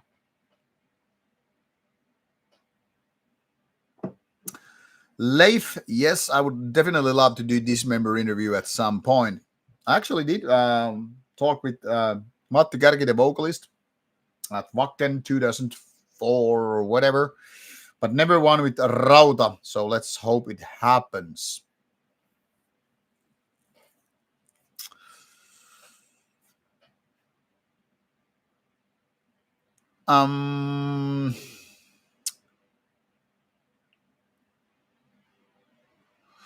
Tia, you are actually right. JB Shreds had the same 19,200. Sorry, so technically speaking, I'm supposed to send something to him as well.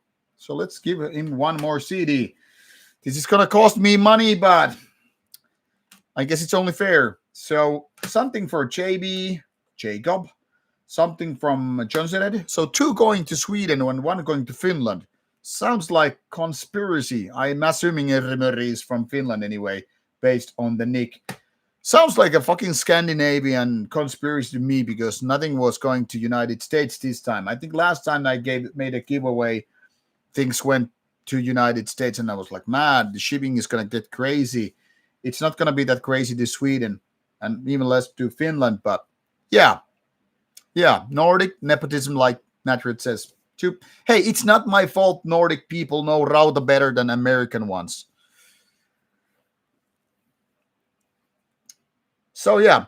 Anyway, Jacob. So I still have been pondering about the vocal parts for the trashy thingy. It was like yesterday or the day before. I was like, "Fuck!" I still haven't sent you the vocal samples, and I just forgot it for a long time because we had that Nightside album coming up and vocal performance for whatever. So sorry for that, not sending you the vocal samples. I will do it someday here. And I don't know, maybe it's too late and all that stuff, but I still want to send you something. So let's see if it's still useful. Yes, Örri Mörri, Savonian Kuopio Cult. Just email me your details and I will get your stuff going on. I have some helposti kuorit, which I will include when they send you this Poltergeist CD. That's, by the way, pretty cool American black metal. I already reviewed this Boulder guy based on tape, so I really didn't need this CD. But the band guy I met at Steelfest, nice dude by the way, wanted to give me the CD, and I didn't really dare to say I don't really need it because he kind of wanted to give it me as a gift for reviewing the tape.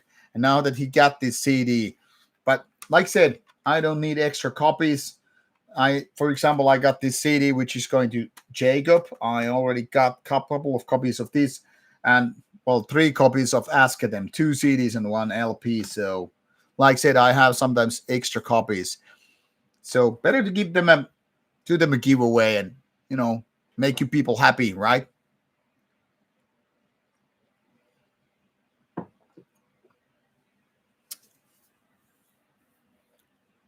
Yes, Ben. Finland is one of the least corrupted countries in the world, so we definitely have free speech here. Um, so yeah, I can do pretty much can say what the fuck we want. We can criticize our government, we can criticize cops, we can criticize religions. That's why I also want to do interviews with different kind of bands, different kind of politics, different kind of this or that, because if it was all corrupted, I would be doing this in a very, very different fashion.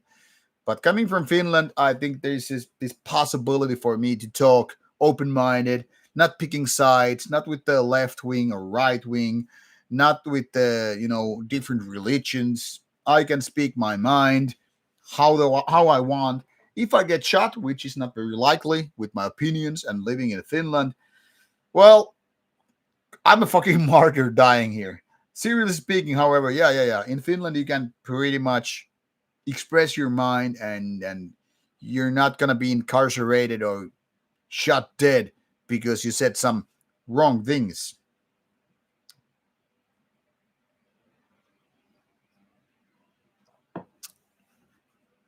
Um, Mashiach is asking, what do I think about last Goat Moon album? Guess what? I haven't been listening to it. There's a couple of reasons. First of all, I'm pretty much fucking busy with the review copies, which take most of my time, listening to different albums. And when I'm exploring something that is not really in my pile of reviews, I mostly go for Spotify because it's just easy and convenient for me when I hit the gym, when I drive my car. I mean, my car has a fucking Spotify player. I don't even have to connect my phone to it in order to just, tap the fucking Spotify screen and start listening. So it's very fucking useful. As opposed, say you drive a car, you stop to have to stop or speak to your phone like, can you play this and that? So there's this thing called convenience, and Spotify being convenient. Now make a wild guess how many Goat Moon albums you will find on Spotify, and now make a wild guess why I haven't been listening to albums from Goat Moon. This is exactly how it goes. So people, if you want to have your music right there for easy new audience to be listened, make sure you have it on the streaming services. I mean, even new version songs are on Spotify. So there's that. All right, people. Do you have more questions, or should I just go in and watch Furiosa? And once again, by the way, Chandra, thank you so much for your donation regarding Rauta. It is a big fucking donation, so thank you so much for that. The money will be put into Rauta account used for the next trip, wherever it is. And Örri Murri, thank you. I'm here checking out my email. Got your address. So thank you, Mr. Rahunen. I will be sending your CD soon. Maybe even tomorrow when I'm going to the gym. I can possibly, quite likely, pack your stuff. And Natred and others, Jungered, who are supporting Rauta patrons, I'm gonna pack your August CDs soon. So there's that. All right, thank you, Natred. Glad to have you here, and expect your next Patreon interview link next week. Hope you already got that Bloodhem interview right there. Bloodhem will be out next week for Rauta audience, but the Patreons who are supporting, of course, get to see those interviews before the others, and there will be interviews like Death SS, Vemod, Janne Geha, Vincent Hansen. You will know her when you see the interview. Satyricon and Au Noir coming out in coming weeks. And now some people will see some ads in a few seconds.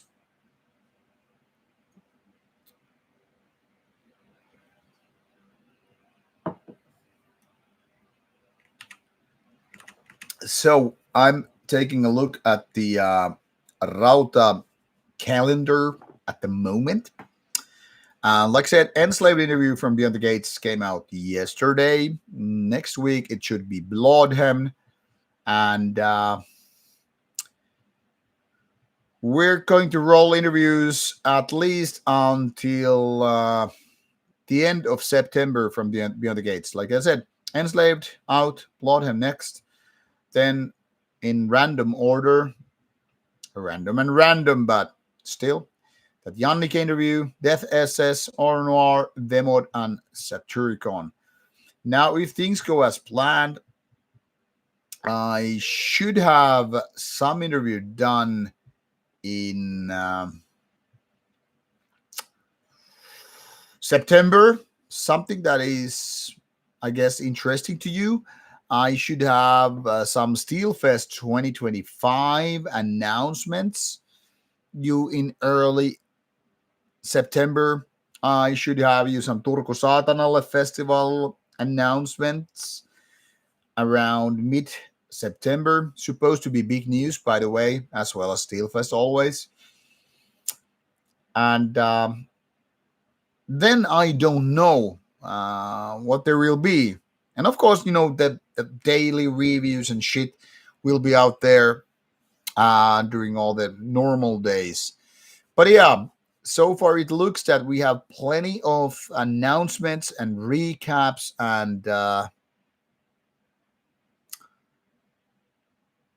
yeah, interesting stuff. Now I've got to say that I have yes, Cult of Darkness recap also needs to be done. Oh, talking about Cult of Darkness, on September 14th in Helsinki, there will be this black metal event headlined by Archcode, warmed up by bands like X of Comor, Corcontrus, a bunch of other bands, then our band Nightside, Malum, and what have you. If you're in somewhere near Helsinki on September 14th, I would like to invite you to come to Cult of Darkness Festival, which is the first time ever done, and witness all the bands playing show. We will play their show with Nightside as well. And personally, I hope that we can play some gigs outside Finland soon enough with Nightside. We have a couple of unannounced gigs for 2025. But when it comes to the year 2024, I don't know. So we'll see how it goes. Nurri Murri, no problem. I hope you like the CD when you get it. Maciek, you pretty much named two of my favorite Polish bands of all time. Doesn't matter what genre we're talking about, but especially when we're talking about Polish black metal scene, Mgła and Graveland are my favorite ones. Gun pointed in my head. Which one would I choose if I just had to choose one? That would be a fucking tricky question because I like early Graveland and all Mgła so much. Honestly, at this point, I don't know. Maybe I would go Graveland because Graveland was there before Mgła. But both are great bands. So definitely my favorite Polish black metal bands of all time, or just metal bands in any way. In any case, I mean there are good some death metal bands like Vader, Hate, Decapitated. Poland is a strong country when it comes to extreme metal. So many good bands, so many good people. So well, Behemoth too. So yeah. Great country, but Graveland and Mgła above others. She's from Berlin, or should we say, hello to Berlin. Willkommen. Berkele. Oh, the camera moved. Camera didn't like my German take on things, but Germans, they're always like, das ist Scheiße. I'm just making stupid German jokes here. Actually, Wacken, some 20 years ago, we had this common saying like, was ist denn Schölden Scheiße? That was like our tagline at Wacken. I still remember it because we repeated it so many times. German people have always been super fucking nice to us Finns. I've been to German many times.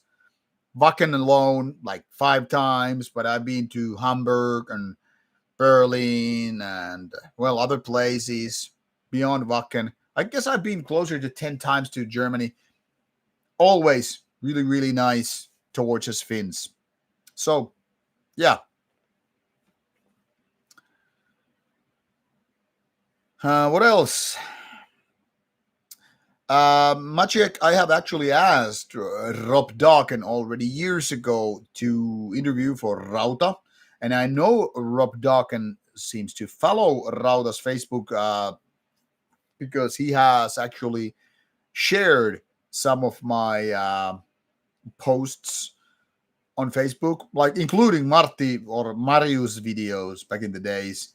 So I know Rob Darkin at least some level. He follows Rauta, but he politely declined my interview attempt when they were playing at Steelfest, and I wanted to do Graveland interview, but said no, thank you. Well, something along those lines. So yeah, I would love to interview Rob Darkin, of course, because it's a great band, and Rob Darkin is such an important characters in Polish metal scene. I would put him in the same box as, say, Nergal from Behemoth or Peter from Vader. But what can you do? If he doesn't want to do an interview, what can I say?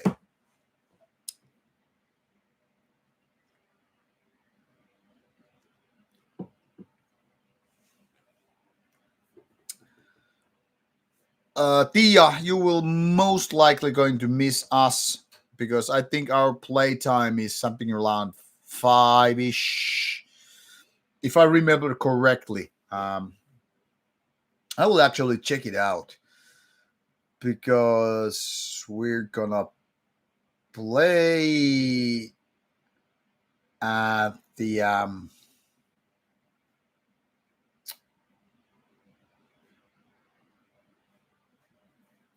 we're gonna be playing at Beyond the Gates. Beyond the Gates. What the fuck I'm saying? The Color of Darkness, and I'm thinking of Beyond the Gates now. Sorry, here's the information. Uh, I think I got the schedule here. Mm, God damn it. It was mentioned somewhere. Let me check it out. My messages here. We have to be there around 2, but the playing time. Uh,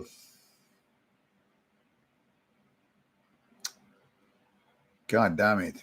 It's somewhere in the messages.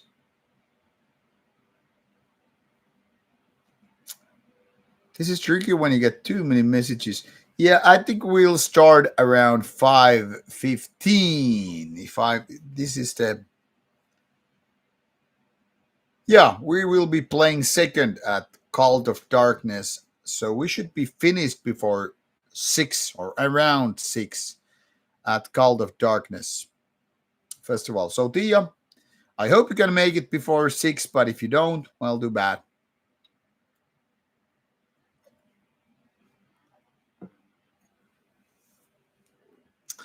Yes, Lucas, that's how it is. Well, don't get me wrong, but German people always be nice, but German language, it's just so kind of hateful that it sometimes sounds like a meme thing, you know? I mean, think about France language. Whatever you say in French is always like making love to a beautiful woman. This is, by the way, a pun intended to one of the greatest comedy shows ever, Fast Show. If you don't know what I'm talking about, what can I say? Get to know the series, Fast Show, great stuff. But when it's about German language, it's almost so fucking hateful. It's almost like even if you greet a fellow man or gonna make love to your spouse, it sounds like you're gonna start a fucking Holocaust. Don't get me wrong, German people nice. Their language sounds like you're just waiting to go full barbarian, full medieval on someone's ass.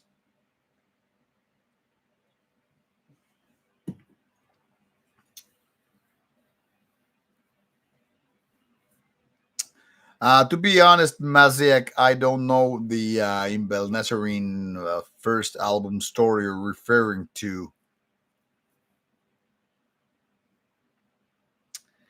Um, might be one of the rumors that doesn't have anything to do with reality.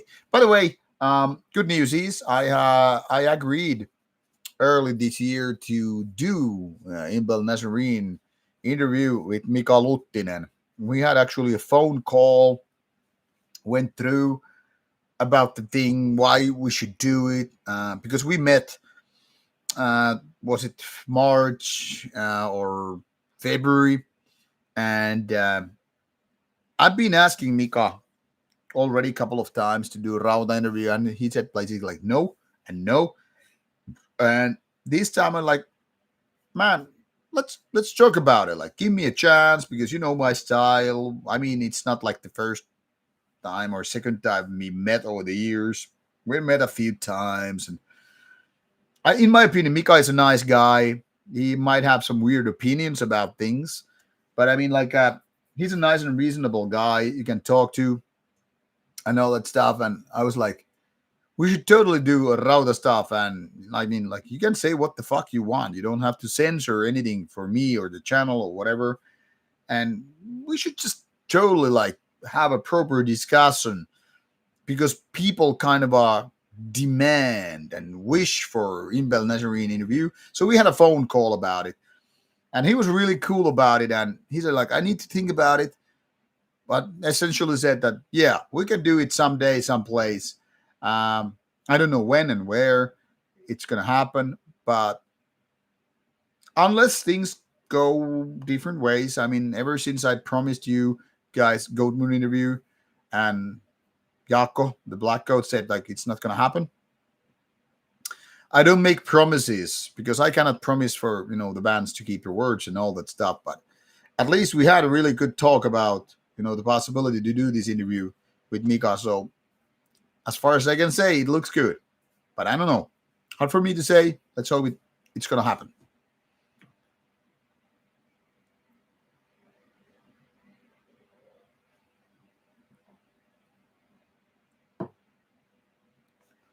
Now there is a weird comment coming from Smegmagrust. Can you kneel for BLM? I don't know what the fuck that means. Do I kneel for what?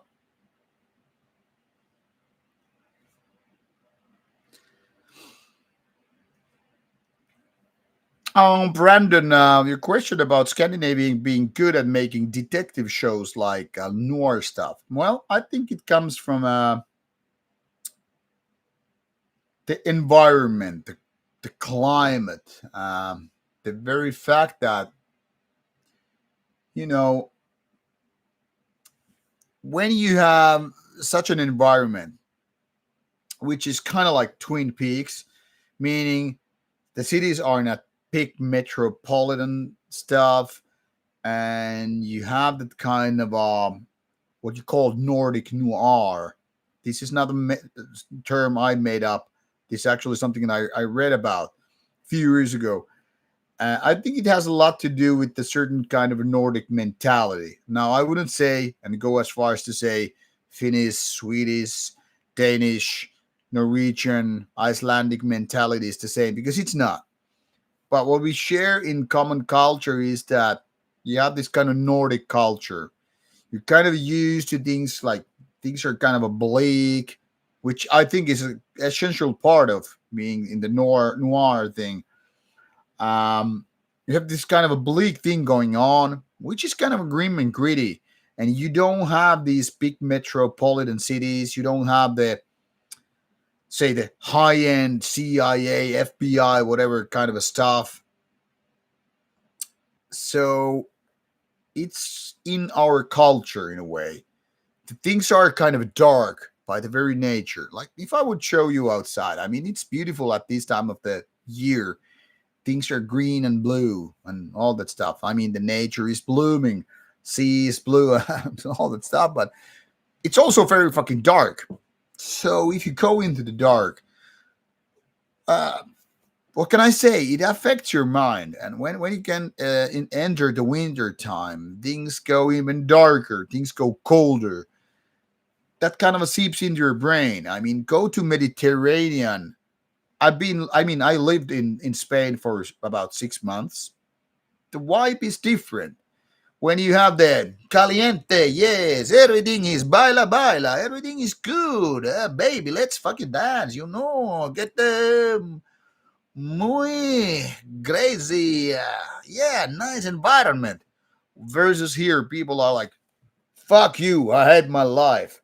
The kind of the same thing that comes with the territory with extreme metal, death metal, and black metal in particular.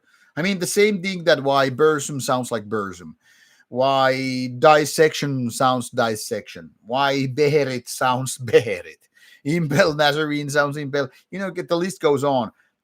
That the kind of Nordic thing, things are bleak and cold and not some sexy New York thing, not some hot Mediterranean thing, Italy, southern France, Spain, Portugal, Greece. We don't have that nice thing all over the year. Things are kind of a bleak. So when you leave, let that seep into, say, movies, TV shows, literature. I think that's where the Nordic noir thing kind of comes from. It stems from the very same ground. In a way, I think English people kind of also get that. They have the rainy gothic thing going on. So yeah, while they might have the big cities like London, they still understand the kind of a bleakiness of the rainy places, and things are kind of a not too pretty in a way, not too warm. I mean, it's easier to be all baila baila and muy caliente when things are like you're living a beautiful archipelago of the Mediterranean Sea and all, or get fully romantic with the river Seine in Paris, France and shit. But when you get into the Nordic mindset, and I would say, in a way, this kind of represents partially what happens in, Scotland, Great Britain. There's a certain plaguiness, grimness, all that stuff, which I guess goes into the world of the Nordic noir mindset. I don't know if this answers what Brandon was looking for, but that's how I feel about it. Maciek is asking what was my favorite Korkorov vocalist. I'm kind of bound to say Hot. I don't know. Pest is very, very good too. And Gal, probably my least favorite Korkorov vocalist. So I'm kind of bound to say Hot.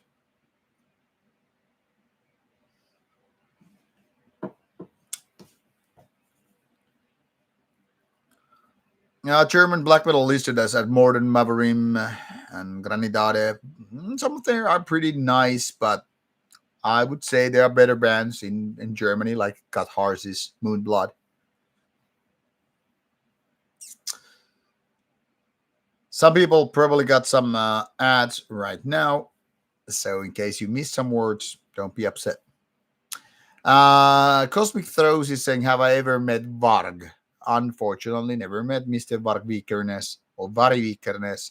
I mean, he has been living in France so many years, and I never lived in Norway. So it was not exactly likely for me to meet that person. But of course, if I get the possibility, I would fucking love to do person interview. I actually sent Vikernes a message. This was maybe a year or two ago on Twitter, where he used to be active, or nowadays X. If he would like to do interview with Rauta, never replied. And I think he got the notification, but who knows?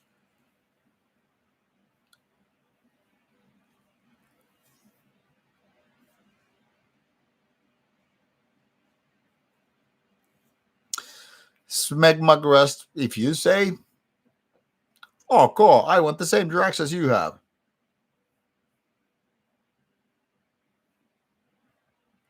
Yeah, Brandon, I think actually this is coming from the fact side of things, not some bullshit pseudoscience. That, yeah, people are supposed to have supplement with vitamin D in reality, especially during the winter times.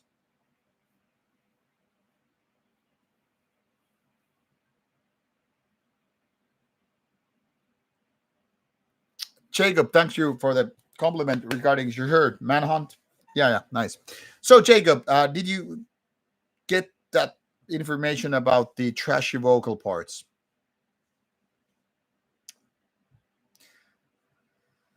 Hello, Slime. Oh, by the way, talking about Hart, I was told that last year and this year he actually visited Beyond the Gates, but we never got introduced. Someone just mentioned me last year and this year. Hey, Hart was actually hanging out in the bar. Did you meet him? Like, no. Would have been cool, but I don't know if it would have made sense for interview and all. Talking about Weissbier, I'm not exactly a fan of Weissbier. It's too sweet for me. That kind of a weird taste. Yes, Mike the Psych. I think Oslo is actually a little bit warmer than what we have here in Turku region where I live. Turku being the most southern west city and also the oldest city in Finland. Oslo always feels a little bit more warm than Turku or Helsinki, and less windy because maybe it's because in the vag hole. Yeah, it's about it. I think Cat Harris is the best German black metal band ever.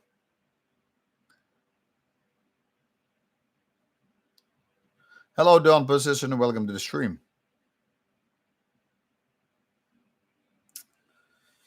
Yeah, Brandon, I think Varg is way too deep in the alt right world. To be honest, I don't know if it would even make sense to interview him, but of course I would if I got the possibility. Yes, Jacob, I know how to find you. I will definitely fucking do it. And once again, apologies for me being a little bit lazy on that area. Masiaki is asking if I play some instruments or have I ever tried. Well, I have certainly tried to play some instrument over the years. I'm also known as the composer and guitar player for Annihilatus, the band that was founded in 1999. Now, let's be honest about it. I've always sucked as a guitar player. I'm always been more of a vocalist, and I don't claim to be a good vocalist. Let's just say that I know how to sing raspier end of black metal vocals or shrieker parts. I can do trashy vocals. I can do growly vocals. I can do clean vocals. But I'm not that good with guitar. I've had a guitar for 30 years and I was always too fucking lazy to properly play the guitar. But I can play some riffs. I can play some music. I can compose some songs. And that's what I have done with Annihilatus ever since 1999 when Annihilatus was created. But my black metal riffs have always been kind of a punky, kind of a Celtic Frost, Ildiarn kind of stuff. I've never got too good with guitar, and I never felt that I should be a guitarist, to be honest. Um, Especially when I get older, I felt I should have been a drummer because I'm the kind of a guy who always goes for the air drumming. I'm always like, just padding, to some kind of a drumming, whether it's about, like hitting my own thighs or table or whatever. I always kind of got the rhythm in my vein, even if I'm listening to some pop or rock song. Like I was spending time with my workmates on Thursday evening, and you had some just mainstream rock and pop play on the background. Um, like we were at this one of these British pubs, kind of a British type of pubs. There was some songs played on the background, The Who or whatever, and I was like, like the kind of doing the kind of a drumming because I always feel like there's like the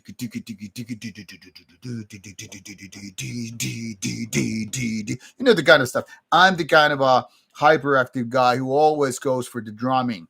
Then I always think about the vocals too. So I always felt, in a way, that guitar is the wrong instrument for me. I never felt comfortable, with the keyboards, piano, that stuff. I was more of this guy who like bling, bling, bling. Could I be faster? Bling, bling, bling, bling, bling, bling. I'm like, no, this is not for me. I never kind of felt I should play bass either. I mean, I like bass in a way, like it's strong sound and dun, dun, dun, dun, dun, dun, dun, dun, kind of stuff. But I felt that I'm the vocalist guy. I'm always the guy who talks too much. I always like the guy who tries to make different weird sounds with my throat. Like I can go raspy, I can go high. I do funny moments with my vocal stuff. Some which will be never recorded, obviously.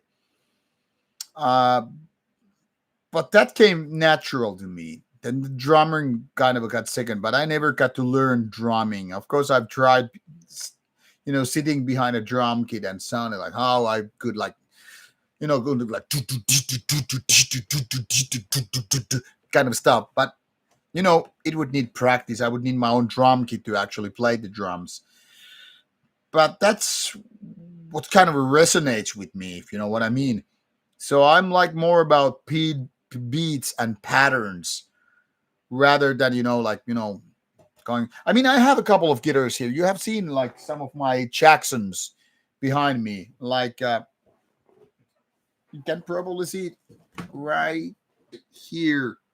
You know, uh, right there is my other Jackson guitar. I have a couple of cheap Jackson guitars, but I've never been a guitar player. I kind of had to make my own riffs and compositions because Annihilators was always like a two-man band, and I would be the vocalist slash guitarist slash composer, but it was always, coming from the angle that I have these simplistic riffs, these barbarian riffs, which are more like a weird combination of, say, Ball Thrower, Ildiarn, Celtic Frost, or Dark Throne, doesn't matter. And it was never about technicality or speed or fancy riffs. It was always about, the beat, the simplistic rhythm, which then again goes kind of like back to this. Dun, dun, dun, dun, dun, dun, dun. You know what I'm talking about. And if you don't, well, then you probably don't understand what I'm going. So anyway, yeah. Um, Always be the vocalist first and mentally a drummer, never a guitar player. But I've had my share of, trying out instruments. I also have a didgeridoo, which I never got to learn to play. I kind of lost the interest after I bought it.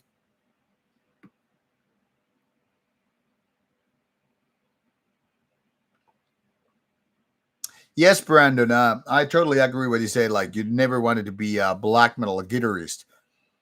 Um, you know, it just it doesn't just kind of resonate with me. I mean, I hum, I whistle, or go through in my head certain evil sounding melodies or certain riffs. I mean, I create them, but I don't really play them, if that makes sense. It's just not something that I do. I rather figure out, like, okay, this is the pattern, this is how the melody should go.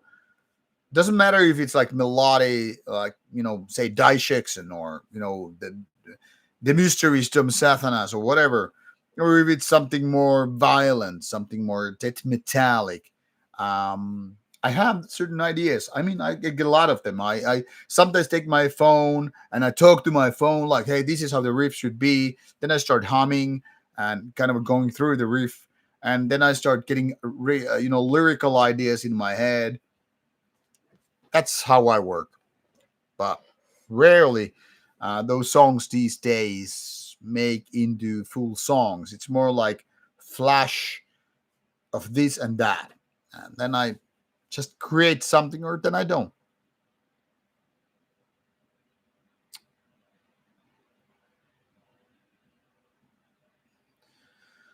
Sadistic, no, I haven't paid attention to Fighter Band. I'm kind of, I guess, I'm kind of too old to keep guessing who plays in this and that.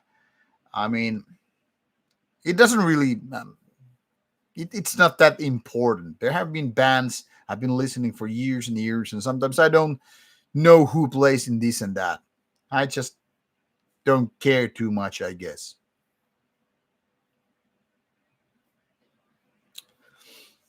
DBA is asking what I think about the German scene and is there difference to Finnish scene. Well, let's put it this way: there are lots of modern German black metal bands that kind of sound very Finnish-like.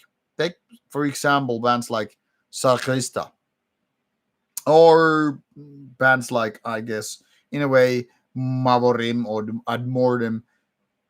They kind of remind me of later era of Finnish black metal, thinking like tapping the same way as, say, Satanic War Master and that era of Finnish black metal. But then again, Finnish black metal is not just one style. You can't really say that, say, Clandestine Blaze sounds like Horna, or Horna sounds like Satanic War Master, or Satanic War Master sounds like, say, um, Baptism, or that it sounds like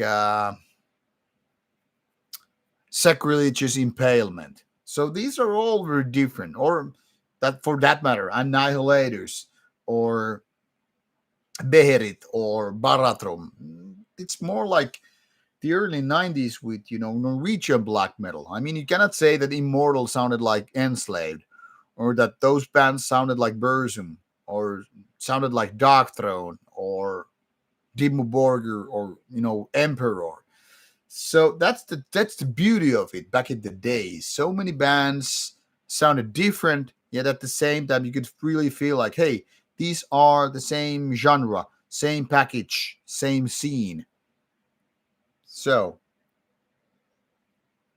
in my opinion, too many modern German bands kind of a sound like they're coming from the same scene, and sometimes there's strong Finnish thing. But then again, bands like Horna were influenced by Norwegian black metal scene back in the days, so you could say in that sense there's nothing new. If Horna was say influenced by a lot of Norwegian bands back in the days, why wouldn't German bands be influenced by some Satanic War Master and the like?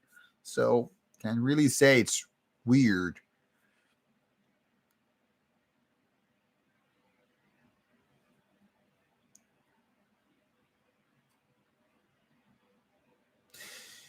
Yeah, Brandon, Screamy can be hard, of course. Never been too much into Scream myself. I rather go for raspy than screaming. Going really high pitchy screaming, don't get me wrong, but it lacks power. I would like to say it sounds gay, and then people would be like, "Oh, you're just anti this, anti that." No, it has nothing to do with the sexual preferences as such. It's more about it doesn't sound as barbaric and strong as I'm trying to say here.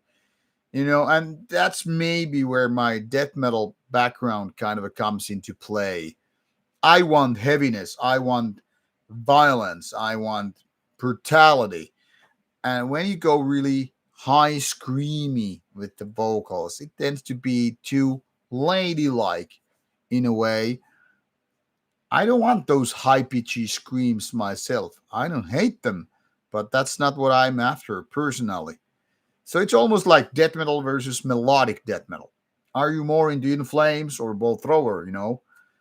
So I'm more like, hey, bring back the heaviness, bring back when it was like brutality and darkness. And doesn't matter when we're talking about Bolt Throwers or Obituaries or D-Sides or Cannibal Corpses or Morbid Angels, but it had to be fucking heavy or early death. But when you go high pitchy, it's more like, okay, you want to sound more like In Flames, Dark Tranquility, kind of a Gothenburg style. So I don't know. Everybody has their own opinion. I think one of the Norwegian black metal label guys said it well that have this Satanic War Master screamy style, which is kind of a Donald Duck vocals. If you like that, nothing wrong with that. But I get it. Calling Donald Duck is not maybe the most nice compliment of ever, doing that. So, different tastes, different strokes for different folks.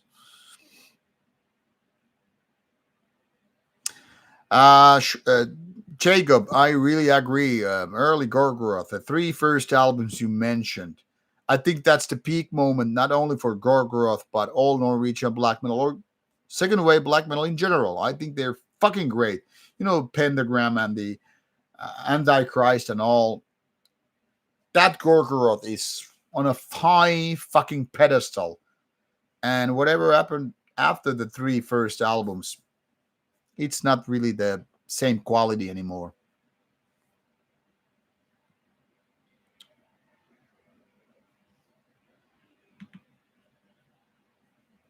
Brandon, yeah, I mean, if I had a real drum set, my wife would be fucking kill me.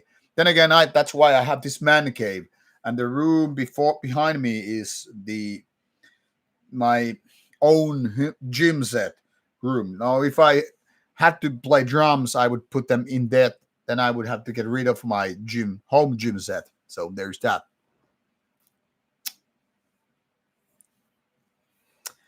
Rutgers Jussi is in a bar and hammered. Why on earth are you following a stream if you're in a bar? Go talk to your friends. Go talk to some nice ladies. Don't follow a stream. This is my take. I'm not full ready to capitalize Rauta stream. I'm like, go hang out with your friends. I think you people, a lot of you should be drinking with your friends rather than with me here on the stream.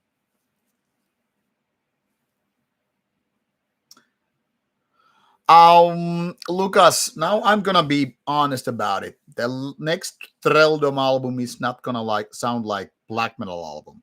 The Treldom set they played Beyond the Gates. Well, let's put it this way. I walked out around song number 5 or so because it was more like alt noise rock rather than black metal. There was no raspy vocals, there were no black metal riffs, there was nothing old songs during the first 4 or 5 songs.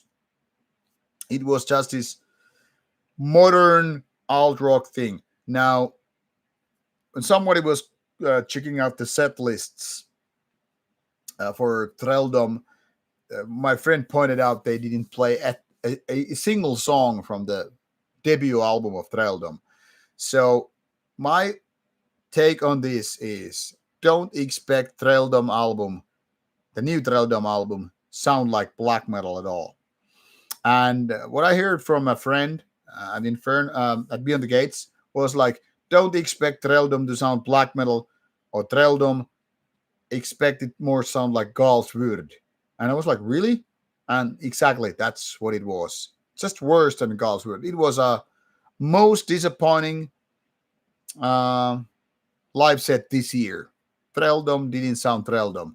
It was like the same thing that you would go for a Burzum set. If Burzum played live and you would expect them to play black metal, and instead it was dungeon synth. So it was like that. A big disappointment.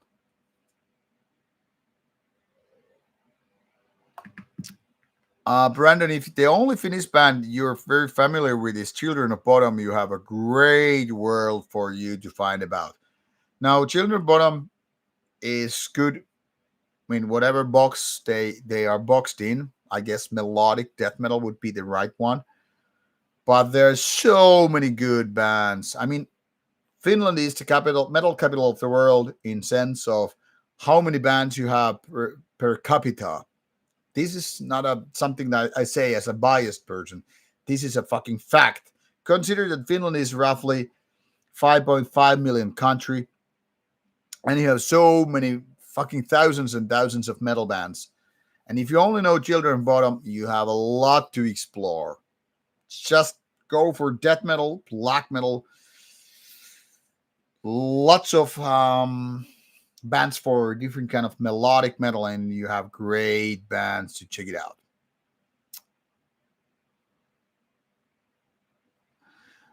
DB, bitte schön. Maybe sometimes I will check out Stygian Temple.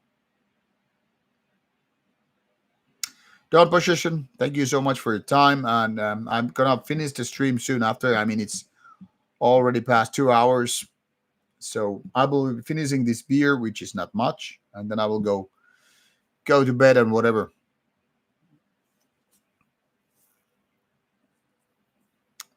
Arabara is saying that what he considers generally referred the Finnish metal sound is very melodic, Sarge style. I think that's partially true. There is this melodic style which you could say applies to Sargeist, Satanic War Master, bands like Horna in a way. But then again, if you go for like Baratrum or Imbel Nazarene or Beherit or Archcoat, which are some of the originators of Finnish black metal scene, they have nothing to do with the so-called melodic black metal. Then again, Sielun Vihollinen, which is probably one of my favorite all-time black metal bands coming from Finland, they are overly melodic. So there's this other end. Nightside, my own band, is definitely melodic black metal, very fast, but still melodic. Then again, Annihilatus, my other band, hardly melodic at all. I mean, it's kind of a primitive, raw end of black metal, or Sacrilegious Impalement, more on the violent side of things. So, calling Finnish black metal melodic is almost like calling Norwegian black metal melodic or raw, because it depends whether you're talking about Emperor or Ildiarn. Are you talking about, say, Satyricon, or are you talking about Urgehal? So it depends. How is your experience with given bands. So many bands, so many different styles.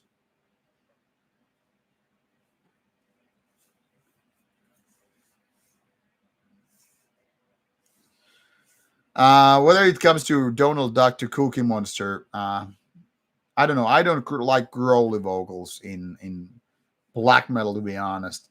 But if I had to name my all-time favorite vocal styles for black metal, it would be Nocturnal Calto, especially during Panzerfaust era. But also with Under a Funeral Moon, Transylvanian Hunger, Total Death, A Blaze in the Northern Sky, and also Satyr, the old albums of Satyricon. You know, Dark Medieval Times, Shadow Throne, Nemesis Divina. Satyr has these very grim, evil sounding vocals, which I really, really fucking like. Or early Immortal and Bath style, fucking great. So that's what I prefer for black metal vocals. Or fucking Bathory. Listen to Gorthon, singing for early Bathory stuff. You really can't beat that stuff in the game. So that's what I like to hear in black metal. Nothing too clean, nothing too powerless, but just grim fucking bestial style.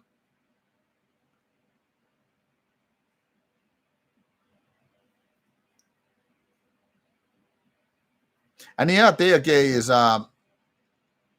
old Dreldom albums are all good in my opinion. So can't bitch about that.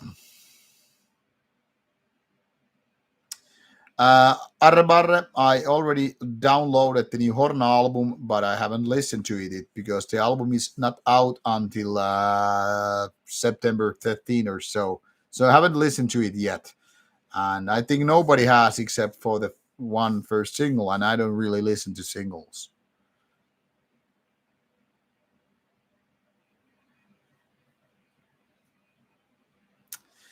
Yeah, Lucas, you're not gonna get Treldom sounding like old Treldom. Expect more Galswood, and then you know what to know.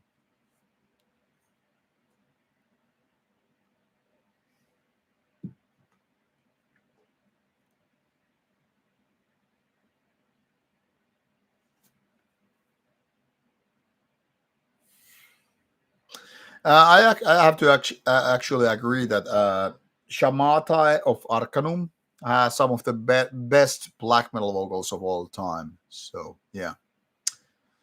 Well, Life Lover is pretty interesting band, and I have pleasure to meet some of the guys pre Rauta times for interview, and I think they have some interesting albums and all that stuff.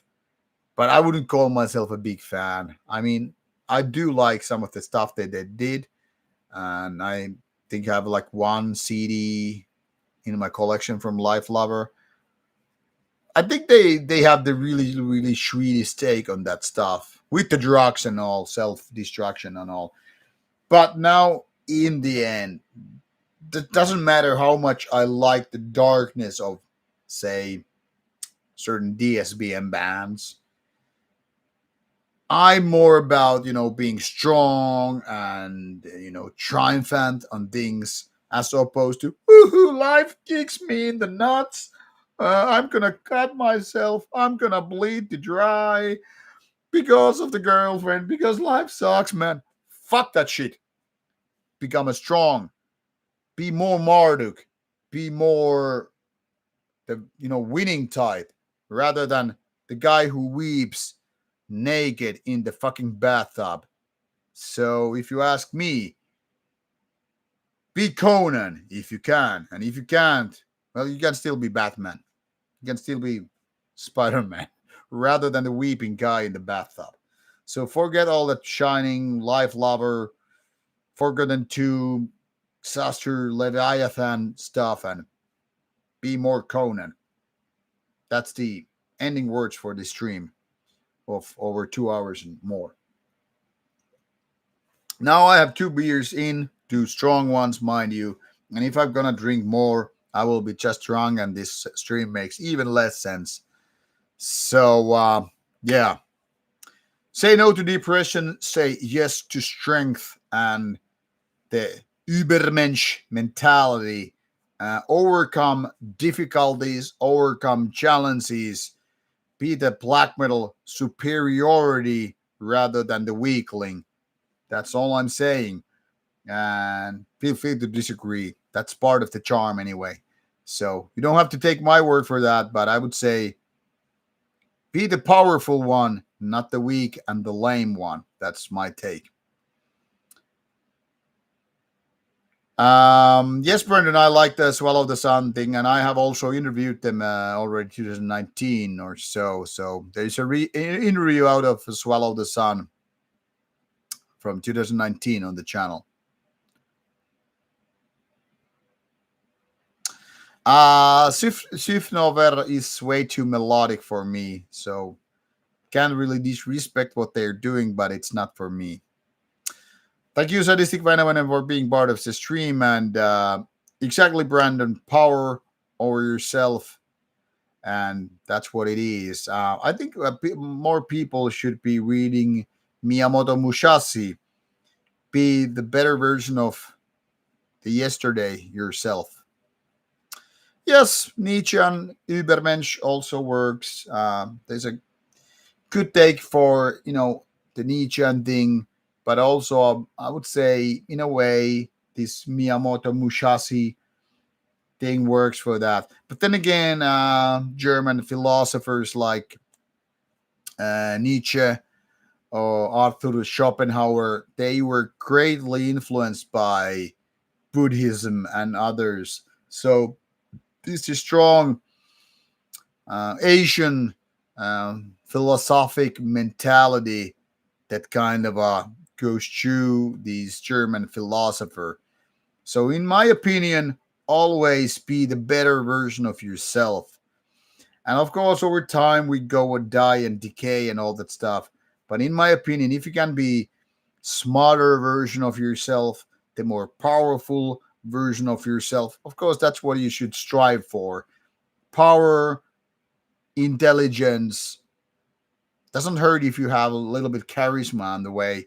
So don't aim for weakness, go for power, and always choose rationality over decadence if you can. Doesn't mean that you cannot enjoy some decadence and let that take you for a ride. It's all, I mean, everything is about balance, really. If you go for a little bit philosophical before I go, I would say everything is in moderation.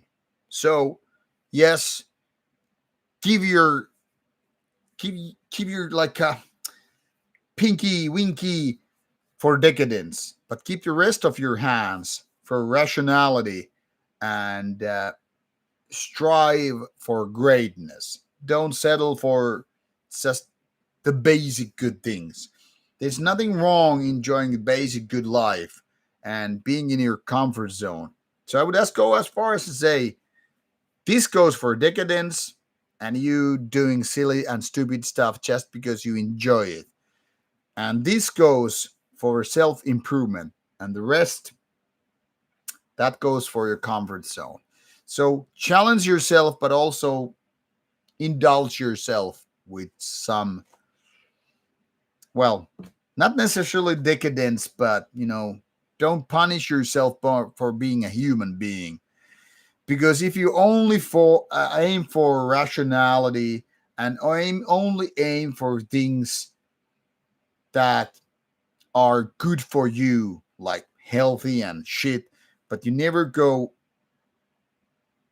for the things that actually make your life worth living, it can be as bad as going for full decadence and all. So my point here is aim for the balance. Enjoy life, do good stuff for yourself, and then figure out how to balance yourself. But don't just if you only keep yourself in the comfort zone, you'll also kill the improvement part. And this goes for creating music, making paintings, hitting the gym, I don't know, for your sex life. Can go in so many ways.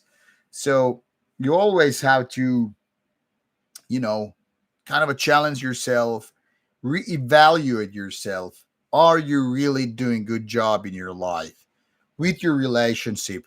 Not only the romantic type, but also with your friends. Do you take good care of people that make your life worth living? Um, are you really satisfied with your art? I mean, if you're only satisfied and you don't aim for higher, you cannot keep doing those demo level recordings for the rest of your life, and nobody gives you shit about it. So balance is the fucking key here. You just have to reward yourself sometimes for some nice things you did. But if you only keep yourself rewarding and only aim for the fucking nice things, that's also gonna stop you from improving and evolving, progressing. I don't know if this makes much of a sense here since I'm babbling after a couple of beers, but I'm just saying balance is the fucking key. Now, Hyperboreal, I haven't really paid attention to latest absurd split controversy, so can't really comment about it since Schwarzeband. So I don't know. I don't really give a fuck about NSPM in general. Yeah, I think Arlhawk is also on the borderline of being too melodic because it's just the French melodies. But at least Arlhawk is doing good job with whatever it is. Brandon, I haven't seen yet. Northman movie. It's on my watch list, but I haven't seen it yet.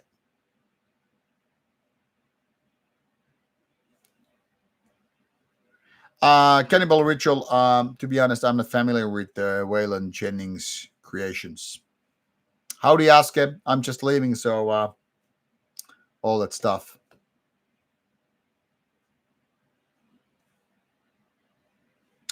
Brandon. Yeah, I get it. Yeah, I think pandemic did some really really bad things, but it also gave us a little bit good time to reflect upon ourselves. I mean, for example, our martial arts were pretty much halted with the whole COVID things. You know how we were not supposed to meet with one another. How we're kind of like stay at home, not go too much into places.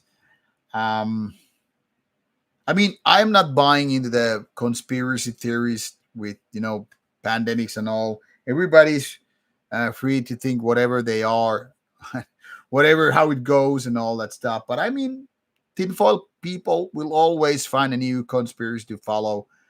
I don't really give a fuck. If some people think that there's a flat Earth and pandemics were not real, or these COVID jabs were not real, it was crowd control and all that stuff. I mean, like, hey, if you feel like world is like that and you don't buy into science, it's your life. I don't give a fuck. The best thing about science is science doesn't give a fuck about your feelings. And that's the difference with politics and religions. They do care about your feelings. Religions are always trying to convince you should be on our team. Politics do the same. And science is more like bitches. If you don't like what we're doing, then don't. But I mean, gravity, among other things, don't really give a fuck about your feelings. You can just try jumping from a high ceiling and see how it goes. Politics, religions, they try to convince you that if you have really deep faith, nothing can harm you. Or politics is like, hey, give enough money for us and we will protect you for everything you. And science is like, we don't give a fuck. If you don't believe in drowning, if you don't believe in gravity, if you don't believe in like asphyxiation, go ahead and try it. We don't give a fuck. So take a job or don't. We don't really give a fuck. Your family might give a fuck, but that's a different story. Your family might say like, okay, he died. Our family, our brother and sister died because of this and that. But in the end, the cosmic level doesn't give a fuck if the whole world dies. Nor do I give a fuck if you die because you didn't take this or that. So yeah, there is always new some new group, new tinfoil project going to happen. So take it as you will. And I agree, politics and black metal don't really mix. So I keep politics away. And I hope politics also keeps me away, I don't give a fuck. I can listen to music of all kinds, and I'm not bothered if music is left wing, right wing, no fucking wing. I can these days actually listen to even music made by religious people, and at some point, religious people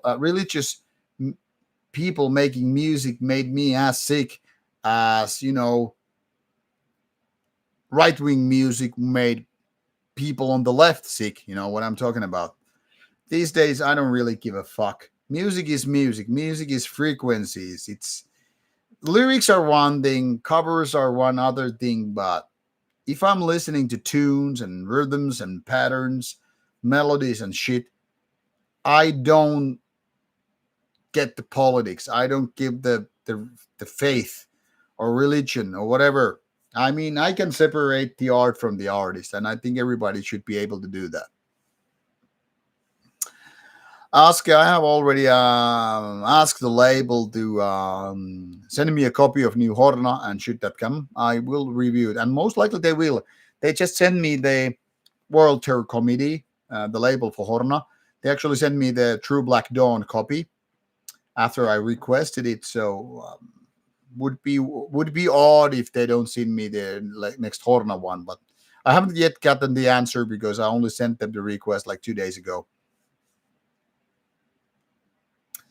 Hyperboreal is asking me, do I think the NSBM is the last frontier of dangerous BM? No, I don't think it's the last uh, frontier. I think it's just the latest trendy frontier. Because after all, NSBM is just another take of punk, really. Punk was left wing and anti establishment. NSBM is actually like that. But for me, I see NSBM more human friendly than traditional black metal, which was more like anti establishment. Whereas NSBM is more like, hey, white kids for white babies. And I'm like, it's too human for me. I think the basic problem with NSBM is it's trying to make black metal more like you know pro establishment, where in my opinion black metal is anti-establishment. So by the very definition, I think NSBM is just a shock effect thing, much like shock rock in the 80s. I mean, if you remember how much worse cancel culture was in the 80s than nowadays, well, NSBM is just a reflection of that. Some bands want to shock people like, hey, we are neo Nazis. And in the end, they still bitch about, like, oh, we're treated by neo Nazis. I don't think NSBM is just a shock rock thing in the end. Yeah, Brendan, science, why not to love it? I mean, people who don't understand science, they just don't understand science. It's like trying to explain mathematics to someone who doesn't know numbers. So there's that. Hyperboreal, I don't give a fuck if NSPN has spiritual aspects. I think a lot of spiritual aspects are bullshit too. So there's that. Yes, Brandon, I agree. Nature is brutal and also beautiful. That's the beauty of it. Look at the fucking Mount Everest. How many people it has got killed because people tried to conquer the whole fucking mountain. So yeah, that's the beauty of nature. Nature doesn't give a fuck if you have beliefs. You can still drown as despite how many skill points you have in your Jesus religion.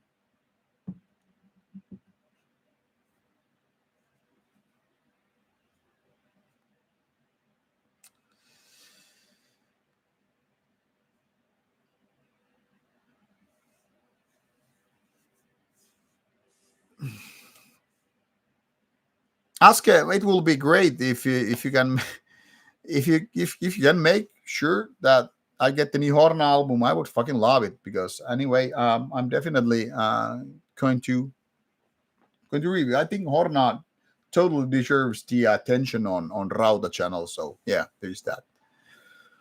So Aske, like I mentioned in the beginning of the stream, I featured the Aske Them album, the LP here, you know, because I think it deserved the extra attention because of the LP being sent to here. So yeah. Let's hope that the thing happens with the new Horn album as well.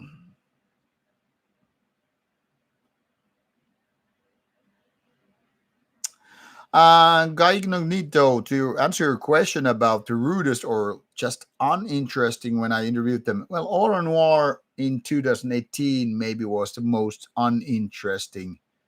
But I mean, that was maybe bad timing because now I interviewed them at Beyond the Gates. They were just totally cool guys who had no problem doing the interview with me. Way longer than the last time, and I wouldn't call them rude in the first place. I think I've been lucky in the sense that I never actually met rude people who were like disrespecting what I do with Rauta. I guess those who are rude or not interested in the first place, they don't even, make their time to do the interview in the first place. Um, I guess I've really been lucky with the bands that they have always been interested in my questions and in the time we have invested in that. So, yeah. And to answer your other question, that did I ever want to stop an interview because was fed up with their behavior? I cannot really say that. Pretty much all the bands have been really, really cool with me in terms of behavior and all. Nobody showed like "fuck you, go fuck yourself" kind of attitude. So it had always been in good terms. I wish there was some good rumor I could talk about. Like, hey, this band really like walked out of the interview and like told me to fuck myself. But no, all the people have been more or less really cool, and I've actually made a lot of friends over the years with interviews happened and all that stuff. So there's no cool rumors to be spread about the bands.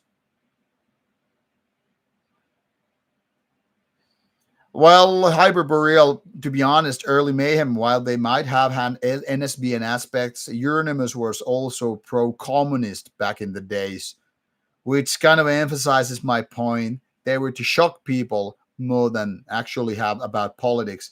I also remember bands early 2000s including some NSBM aspects only to shock people. Like when people were not shocked anymore about like, let's see Jesus Christ beheaded, or you know, uh, shocking Christianity or whatever establishment. I think a lot of bands went for NSBM topics or NS topics in that sense to shock people. And for a while it worked. I mean, in a way, it still does. But to be honest, a lot of those bands that wanted to incorporate Nazi or neo-Nazi imagery or slogans, symbols, and all that stuff were not political to begin with. It's just easy to shock people with swastikas or some quotes for from people like I don't know, Goebbels or Hitler or whatever. In a way, I mean, when Slayer did Rain in Blood, a lot of those NSBM bands haven't been much of a shock after Angel of Death, to be honest. Or whatever, Zyklon, BA, MCD back in the days. So maybe I'm just too cynical, but I don't see much else but a shock effect in NSBM bands. When I see NSBM bands drinking themselves like socks off, being super drunk and all that Ubermensch mentality kind of gets out of the window. I mean, if you try to become like, hey, we're these superior people to someone else, and then you see them like super drunk, having the regular, blue collar jobs, I'm like, there's no Ubermensch mentality, really. You're doing the regular jobs, getting drunk as a skunk, and then you try to preach some kind of NSB and bullshit. It's like, whatever, man. Blah, blah, blah. Talk is cheap.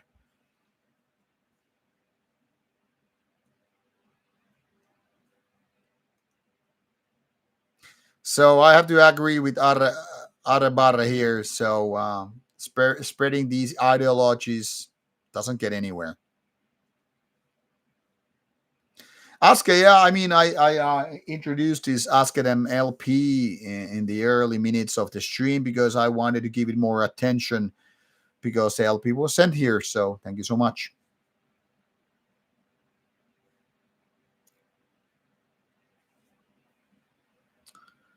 Oh, Ask nice to hear that Iron Temple. I was actually complimenting the biceps on the Ask Them album poster.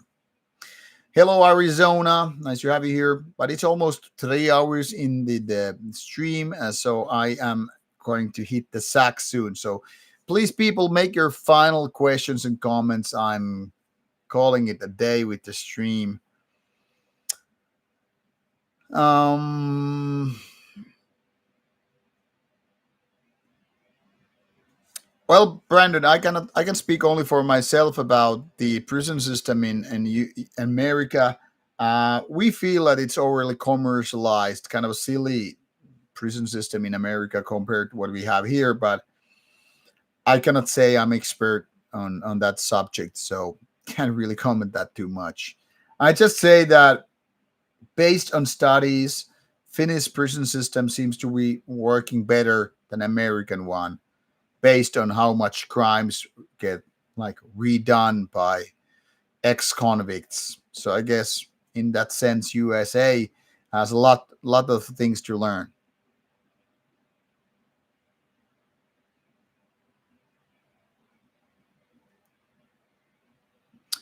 I mean, Maciek, I know there are, of course, a few bands that are the real deal and who believe in, say, white supremacy and all. I'm not saying they all are in shock effect. I mean, there are like real Christian bands doing black metal too, which I find overly ridiculous.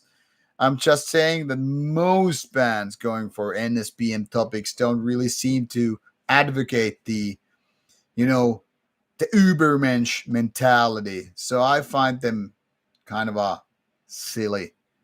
But like I said, I'm the cynical person here. I'm the nihilist. So don't agree with anything I say. I just call a lot of ideologies pure bullshit. And of course, that doesn't mean that you should stop believing in your ideologies. I'm just a cynical bastard here. So take it as you will.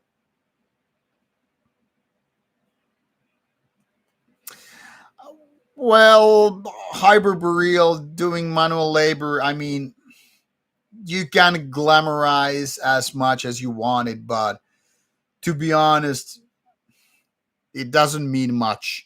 I mean, you can, literally shovel shit and yeah, I'm doing manual labor. And because it's manual labor, it's important. But in the end, nobody gives a fuck if you're shoveling shit.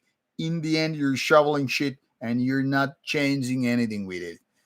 So people can glorify anything just because they want to make it more important. I would say pen is mightier than the sword. There are points in the world where sword is actually more useful than the pen, but let's be honest, a lot of these days politics and world wars are not done with swords, but they're indeed done with pens or digital pens to begin with. So infantry can do the manual work and die on the minefields when the big ass four-star generals they are still playing the world with pen is mightier than the sword. So I think that the Shakespeare quote is very very very correct. I mean, if you want to go full Ubermensch, then go beyond the silly racial take because it doesn't matter what your skin tone, it doesn't matter what your culture is. Most cultures, most skin tones are full of shit. Most people are not exactly the smart ones. So that's why I don't buy this NSBM thing myself.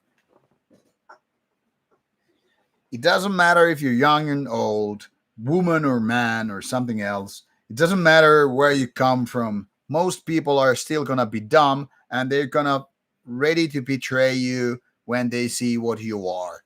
So, like I said, I'm the cynical one here.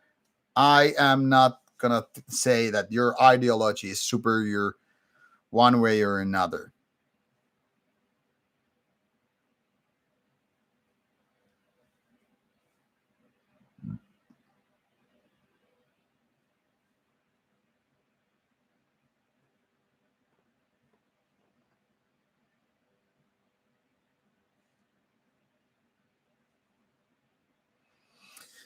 Hyperboreal saying that I just like the music is anti BM sentiment. Well, guess what? I never claimed to be BM only. Um, I kind of separate, a lot of sentiments from the music. Don't get me wrong. I believe that in black metal there is more than just music. But then again, I also think a lot of death metal is way better than a lot of black metal. I also think a lot of trash metal is way better than black metal. I also think the darkest music doesn't even come from black metal, but dark ambient. So there is that. Um, there are lots of great black metal bands I love, but there's also so much bullshit and fake shit in black metal that I always kind of want to go outside of black metal to feel the reality, the true people. Because in my opinion, there's more posing in black metal than any of the other genres. And why so? Because the other genres don't give so much a fuck. In black metal, everybody wants to be so badly something else than just music. And in the end, we don't really listen to bad albums. I mean, there are bands which have great ideology, great lyrics, great people, but the music can be full of shit. And then there are bands which are great music, but the lyrics and the people might be full of shit. I think Burzum is a good example. I love old Burzum musically. Do I really give a fuck what Very Weakerness says nowadays about this and that? No, I don't. So my point here is it just makes the cynical me grow bigger. And that's why I sometimes think that black metal is the most posing genre of all metal there is. In a way, it's the most fake style there is because there's so much wannabes in black metal. Some people are so wannabes with Satanism. Some people are so wannabes with this, uh, you know, DSBM thing. Some people are so wannabes with the NSBM mentality. Whereas a lot of, and when you go outside BM, you take a look at the power metal, the doom metal, the heavy metal, the trash metal, the death metal, whatever metal. People are like, I just want to play good music and just, get the fucking nice feeling. And nice can be anything here, really. Nice can be some person who can be like sex and drugs and rock and roll. The next person is me, it's like hitting the gym, going for the best powerlift records ever. Some person, it might be living the full Miyamoto Musashi kind of a thing and going through martial arts and being black metal. So much there is pretentious bullshit. I'm sorry I have to say it out loud, but that's what I feel. There's so much wannabe mentality in black metal, and that's why I think there's a lot of bullshit. Black metal is like, I mean, there's a horseshoe effect. In a way, a lot of black metal is exactly like some of those Christian or Muslim people trying to make their religion the best. And when you see and read about it, you see that there's a lot of bullshit happening. No, I don't hate the working class. I never said I hate working class. But I also know that the working class is not the one that calls the shot. I very much consider myself working class. But let's be honest about it. I'm not the one changing the world. And I don't think you are one of the people either.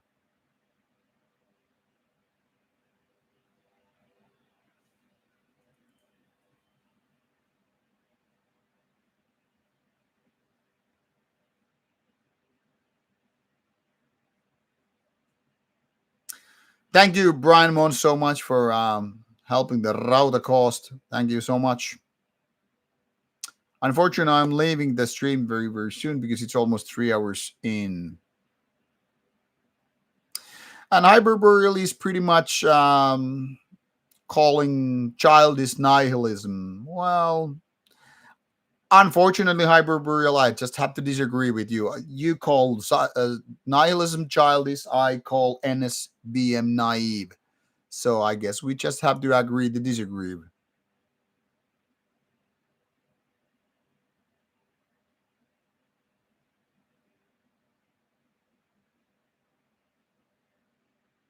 Yeah, I think a lot of bands are in the NSBM. They're just kind of a childish, or well, let's just call them naive, because I think they said that's a it's kind of a cute what a lot of NSBM bands do. They're kind of like the teenager punk bands. They want to so badass change the world, where in fact they're just beer drinking basic people. They may be frustrated. They want to be radical, but in the end, they're just nice people frustrated with certain things, and they're not gonna see the world go around. I mean, if you want to be really NSBM, the 1488, go breed like hell, go full Varivikerness, grow a big family, because that's what 14 is all about, right? But if instead you're just this one man fighting the world by yourself, you're pretty much betraying the 414 idea, in my opinion. So you can be radical, but you cannot really be the 14th guy. So you can't be cherry picking.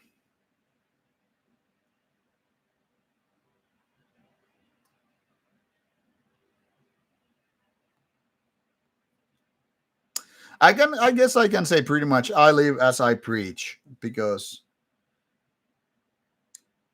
and I mean I do what I do, and if somebody doesn't like it, well, hey, too bad. Lucas M, I think the Oscar Wilde quote is pretty fucking true here.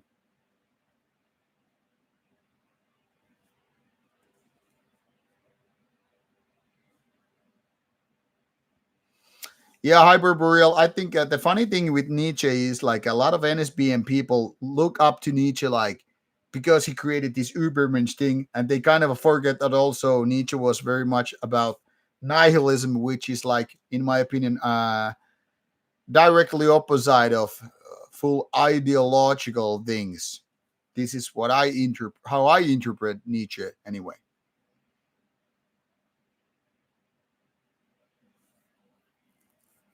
We don't have to agree about on ideology. It doesn't matter.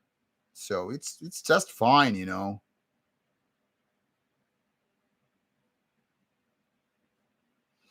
I know what you say about 14 about saving the race, but if you want to save a race, if you believe in a race, I think you should fucking breed, because there are dying genes.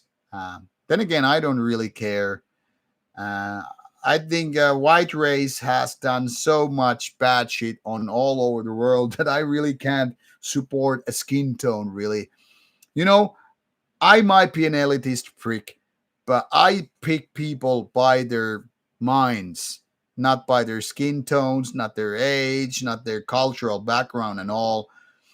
I feel like I'm gonna say it out right here, but I feel the white race has betrayed me more than any other race, if you believe in race theory anyway. Because white race was what brought Christianity in Europe, in Nordic countries, and I felt that was the biggest betrayal of all times.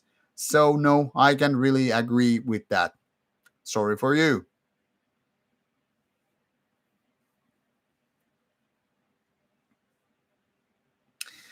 And I think Nietzsche didn't hate nihilism. I think he said we need to overcome nihilism. But that's where me and Nietzsche probably are also going to disagree a little bit. I am more a Schopenhauer guy in that sense. And I think Schopenhauer maybe was a little bit more nihilistic in that sense than Nietzsche anyway. But doesn't matter. We don't have to quote here people. I am just saying that I think a lot of NSBM guys got whole Nietzsche thing wrong, or maybe they just wanted to go cherry picking. Doesn't matter. Either way, I am not buying into the skin tone theory anyway.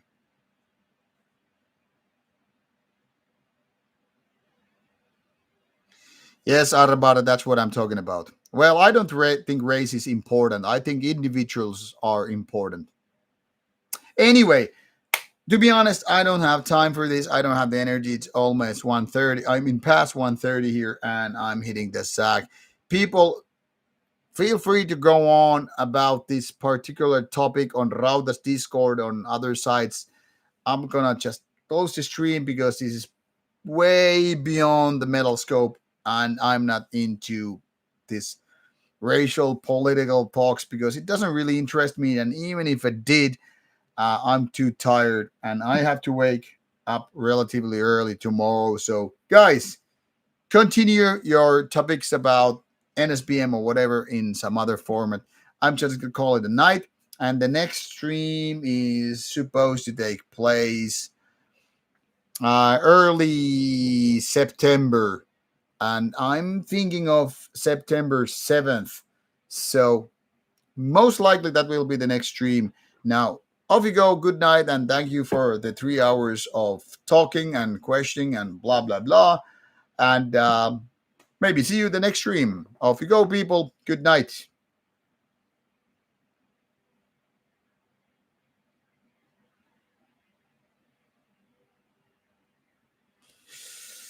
Any other Rothibunks?